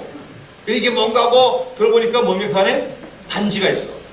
그 단지를 빼보니까 뭐야? 그 안에 그냥 금은 보석이 가득 차 있어요. 엄청난 보석들이 있는 거예요. 돈으로 환산하기 힘든 만큼. 그럼 이거 누구 겁니까? 누구 거예요? 그 농부 거예요? 주인 거예요? 주인 거예요. 원래 그 모든 그 보물이 발견되면, 이제 임자가 발견되면 그 땅의 소유자의 것이 됩니다. 이 농부가 어떻게 했어요? 그래서 그걸 다시 묻어놓고는 그 집주인한테 간대. 자기가 그 땅을 삭버리면 자기가 증인이 되니까 자기 거가 된단 말이죠. 알겠습니까? 근데 돈이 없어요. 이거 어떻게 했겠어요? 소작농이니까 갖고 있는 거 없으니까 집도 팔고 뭐 다 팔았겠지, 그렇죠? 뭐 가재도구 별거 없는 것도 다 내다 팔았어요. 그래서 그걸 가지고 집주인에게 내가 부쳐먹는 땅을 좀 사기 원합니다. 그래서 집주인은 뭐예요? 그 땅은 별로 자기한테 가치가 없는 땅이니까 가지시오. 그렇게 샀더라, 그게. 무슨 말인지 알죠? 어떻게 보면 좀 비양심적이죠. 예수님의 비유는 핵심은 그거죠. 이렇게 비양심으로 살아가는 얘기가 아니라 얘기하면 천국이 그만큼 귀중한 것이라면 우리가 이것저것 다 팔아서라도 천국을 더 소유하기 위해서 힘써야 될 것이 아니냐 그 얘기예요. 여러분, 오늘 많은 사람들이 살아가는 것은 투자입니다. 말하자면 투자예요. 그렇죠? 우리가 시간을 쓰는 것도 투자고, 그렇죠? 돈을 쓰는 것도 우리가 투자예요. 돈 쓰는 게 사실 다 투자 아닙니까? 자녀들 위해서 뭘 사주면 자녀에게 투자하는 거지요. 그렇죠? 친구들한테 밥 사주면 친구에게 투자하는 거지요. 그렇죠? 그러면 여러분이 하나님 나라 사업을 해서 선교를 위해서 또 구제해서 쓰는 건 투자예요? 아니에요? 투자라고 생각 안 하죠? 투자라고 생각 안 하죠? 그건 어떻게 되는 거예요? 없어지는 거라고 생각하죠. 그렇잖아요? 아니요, 투자예요. 투자라고 여러분 생각해요? 하나님께 드리는 거 또는 구제하는 거 이런 것 또는 뭐 하나님의 일에 좀 그 후원하는 거 이런 거 투자라고 생각합니까? 투자라고 생각하는 사람이 지혜로운 사람이죠. 다 팔아서 살아요. 다 팔아서. 천국이 정말로 좋은 곳이라면. 그렇죠? 근데 오늘 우리가 다 팔아서 천국을 살려고 하고 있습니까? 왜 투자 안 하고 있어요? 우리의 시간, 우리 재물, 정말 하나님 나라를 더 소유하기 위해서 더 필요한 것이 무엇일까? 그걸 생각하고 투자해야 된다는 거죠. 이와 비슷한 것이 뭐가 있어요? 예수님이 그래서 말씀하시기를 뭐랄까? 너의 재물을 어디다 쌓아놓지 말고 땅에다 쌓아놓지 말고 하늘에 쌓아놓으라 했어요. 그렇죠? 땅에는 뭐가 있고 동록이 있고 도둑이 없고 좀이 먹지만 하늘에는 그런 것이 없느니라. 그러니까 예수님도 그래서 우리가 물질을 사용하는 것이 투자라고 얘기하고 있습니다. 그렇죠? 투자. 그래서 저는 그걸 재테크라고, 천국 재테크다 이거죠. 요즘 저는 뭐 돈이 없어서 모르겠는데요. 정말 아닌 게 아니라 좀 사오정 시대가 갖고 한 40대 후반이나 50대 초반 돼가지고 직장에서 명예퇴직 당하는 분들은 정말 힘들겠어요. 그렇죠? 네? 만약에 회사에서 한 2억 정도 준다고 해서 다시 직장 그만두시오. 그럼 일생 동안 거기서 일해본 적밖에 없는, 다른 경우가 없는데 나가라 그러면 어떻게 할까요? 그거 가지고 2억 가지고 어떻게 하면 될까? 고민이 많을 것 같아요. 그렇죠? 장사를 해볼까? 장사를 하자니 또 장사할 뭐 기술이 있어야 뭐 하지, 그렇죠? 그렇잖아요? 또 은행에 넣자니 이자가 너무 작고 고민이 많을 것 같아요. 그러다 보니까 뭐가 인기가 있습니까? 재테크라고 하는 그런 기술이 인기가 있다. 재테크라는 게 뭔지 알죠? 재산을 굴리는 기술이다. 어디다가 투자하고 어디다 투자하고 부동산 뭐 투자하는 요령 뭐 이런 거 알려주는 게 재테크인데, 근데 여러분 재테크, 세상 재테크에는 사람들이 관심만 하고 천국 재테크에는 관심이 없을 때가 많은 것 같아요. 예수님 분명히 얘기했습니다. 천국 재테크가 있다. 그렇죠? 땅에다 쌓아두지 말고 하늘에 쌓아두라. 그렇죠? 하늘에 쌓아둔다는 게 무슨 말인지 아시겠습니까? 어떻게 하는 게 하늘에 쌓아두는 거예요? 우리가 하나님의 사업에 동참하고, 그렇죠? 선교 헌금하고, 그렇죠? 또 어려운 일들 정말 주님의 사랑으로 우리가 구제하고 이렇게 없어지는 것이 아니라 그것이 다 천국에 투자하고 있는 거야. 그렇게 생각하지 않는 사람 많아요. 그러니까 땅에는 수십억 재산이 있으면서도 하늘나라 통장에는 1,000만 원도 안 되는 투자밖에 안 하는 사람이 있어요. 그렇죠? 여러분, 근데 두랩돈을 바친 그 가부 같은 경우는 땅의 통장에는 한 푼도 없는데 자기 생활비를 두랩돈을 다 바쳤기 때문에 하늘나라에서 엄청난 통장을 갖고 있는 거죠. 오늘 여러분 하늘나라 통장, 천국표 통장에, 천국은행 통장에 얼마나 투자하고 계십니까? 그렇잖아요? 그런 얘기를 들은 적이 있어요. 어떤 사람 분이, 집사님이 사업이 굉장히 잘 됐어요. 굉장히 잘, 사업이 막 불타듯이 잘 돼가지고 정말 몇십억을 갖다가 한 몇 년 전에 벌어졌어요. 바쁘죠, 뭐. 그러다가 이제 더 효과적으로 이제 돈벌이를 하기 위해서 증권 투자를 시작했습니다. 다 날려버렸어요. 쫄딱 망했어요, 완전히. 그래서 후회하는 거야. 이렇게 다 날아갈 재물이었으면 내가 돈 몇십억 벌 때 어떻게 했으면 좋았을걸? 그거 가지고 막 그냥 나눠줬으면 됐을걸. 그때 막 그냥 선교비 헌금하고 건축 헌금하고 막 이웃들만 나눴으면은 그러면 이렇게 아깝지 않을 텐데, 그런 생각하더라고요. 그래 한 거예요. 사람들이 다 이 땅에서 투자하다가 나중에 다 어려워져서 그랬을 걸, 그럴 때가 얼마나. 있을 때 잘하시고, 있을 때 투자를 잘하세요. 부활의 소망을 갖다는 건 미래지향적을 얘기하는 거죠. 그렇죠? 이 땅에서의 미래가 아니라 영원한 미래를 바라보면서 투자할 수 있는 그런 지혜가 우리가 필요합니다. 그것이 부활신앙이다, 그 말입니다. 부활신앙인 게 나도 살 거야. 단순히 그 죽음에 대한 두려움, 그걸 극복하는 것뿐만 아니라 우리가 그 부활한 이후에 영원히 살게 될 그 하나님 나라에서의 풍성한 삶을 투자하는 것까지 포함될 때 우리가 진정한 의미의 부활신앙으로 이해할 수가 있는 것이죠. 마지막으로 우리가 부활신앙이 있다면 우리는 인내하는 사람이 되될 줄로 믿습니다. 우리는 죽어도 살 것이요 영원히 살 것을 믿기 때문에 웬만한 일에 낙심하거나 낙담하지 아니하고 인내하며 주의 선한 일에 힘쓰는 자들이 되될 줄로 믿습니다. 그런 비유가 가라지 비유죠. 그렇죠? 밭이 있는데 농부가 곡식을 심었어요. 곡식이 자라는데 어느 날 종들이 나가보니까 뭐도 자라고 있어요? 가라지도 자라고 있어요. 그 가라지도 자라고 있어요. 가라지는 뭔지 알죠? 가라지는 뭐지요? 못 먹는, 우리나라에 난 가라지하고는 달라서 이거는 이스라엘 가라지는 독보리입니다. 독보리. 보리인데 독보리. 그거는 그 열매는 먹을 수가, 먹으면 사람이 어떻게 해요? 설사가 나고 자면 위장병이 이렇게 갖고 사람 죽을 수도 있는 그런 독보리예요. 근데 그게 모양이 어떻게 해요? 밀하고 거의 비슷한 거예요. 그러니까 우리가 일반적인 사람들은 잘 구별이 안 돼요. 그런데 종들이 가보니까 그 독보리가 곳곳에 자라고 있는 거예요. 그래서 이제 종들이 주인에게 뭐라 했습니까? 저 가라지들 다 뽑아버릴까? 근데 주인이 뭐라고 합니까? 내버려 두어라. 왜요? 가라지를 뽑다가 뭣도 빠질까? 예, 곡식도 뽑힐까? 염려하노라. 가만 뒀다가 나중에 추수할 때 알곡들은 곡간이들이고 가라지들은 다 불태워 없애리라 얘기하죠. 이게 무슨 얘기인지 아십니까? 여러분, 오늘 우리가 하나님의 뜻대로 살아가는 게 쉬워요, 어려워요? 하나님의 뜻대로 사는 거 쉽다, 어렵다? 진실하게 사는 거 어렵다 쉽다? 쉽지 않아요. 그렇죠? 내 옆에 있는 사람이 다 진실한 사람이고 다 의로운 사람이면 우리 사는 거 진실하고 의롭게 사는 거 그렇게 힘들지 않을 수가 있어요. 아시겠습니까? 좀 가난해도 좋고 좀 고생돼도 옆에 있는 사람이 다 진실하고 의로우면 괜찮죠? 위로가 되지요. 그런데 보면은 우리 주변에 진실하고 의로운 사람만 있는 게 아니죠. 뭐가 있어요? 가라지 같은 사람이 있단 말이에요. 가라지는 어때요? 생명력이 더 강해요. 생명력이 더 강해요. 곡식보다. 그래갖고 이 뿌리가 일반 그 곡식보다 더 뿌리가 더 깊이 내려가요. 그러면 깊이 내려올 뿐만 아니라 어떻게 합니까?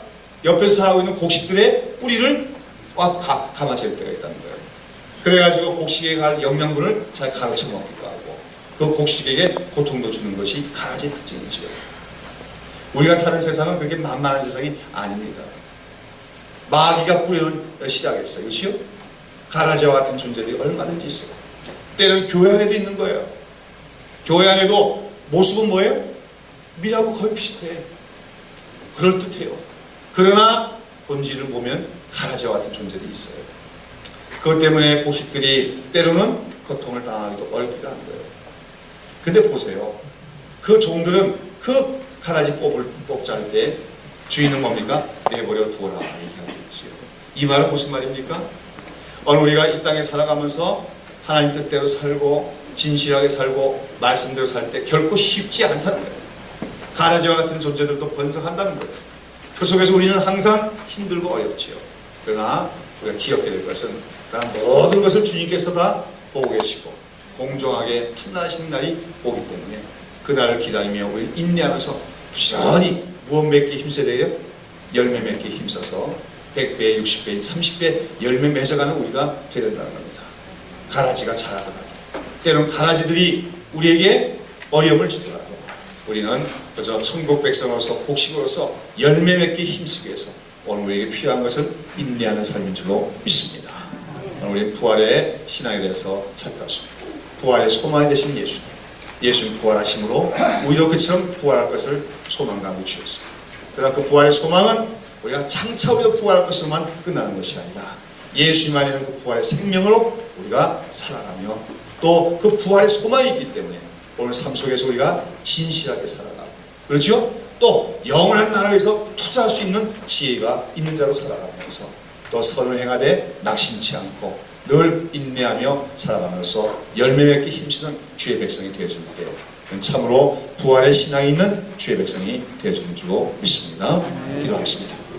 사랑하시는 주님, 오늘도 이렇게 모여서 주의 말씀을 나누고 함께 공부하시는 시간을 주심을 감사합니다.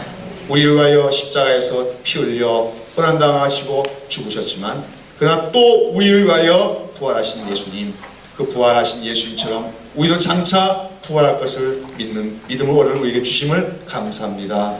우리가 장차 부활할 것을 믿을 때마다 죽음을 두려워하지 않는 자가 되게 하여 주시고 항상 기뻐하는 자가 되게 하여 주시옵소서. 그 놀라운 부활의 소망과 부활 이후에 영원한 나라를 우리가 누릴 것을 생각할 때마다 오늘의 우리의 삶 속에서 항상 아버지 진실하게 힘쓰게 하여 주시옵고 또 선을 행하고 하나님의 뜻대로 사는 것이 힘들지라도 낙심하지 않으며 인내하며 살아가는 저희들 되게 하여 주시옵소서. 무엇보다도 예수 그리스도를 죽음 가운데서 살리신 그 부활의 생명의 능력 되시는 성령이 오늘도 우리 안에 있는 것을 기억할 때마다 성령의 충만함을 받기 위해서 더 기도하고 성령의 능력을 따라 살아가게 하시고 성령께 간구하여 성령으로 충만하신 가운데 정말 우리가 때때로 다 말할 수 없는 영광스러운 즐거움으로 저 천국의 기쁨을 누리며 살아가는 사람들이 다 되게 하여 주시옵소서. 오늘도 우리가 이 자리에 모였습니다. 하나님 혹시 오늘 여기 모인 우리 성도들 가운데서도 여러 가지 삶 속에서 어렵고 힘들고 지치고 아버지 또 질병으로 고통스러운 우리의 사랑하는 지체들 있다면 우리 주님 예수를 십자 죽음 가운데서 살리신 부활의 생명 능력 되시는 성령께서 이 시간에 저들 속에 역사하셔서 깨끗하게 하시옵고 강건하게 하시옵고 위로하시고 기쁨과 소망을 허락하여 주시옵소서. 모든 말씀 예수의 이름으로 기도드리옵나이다. 아멘.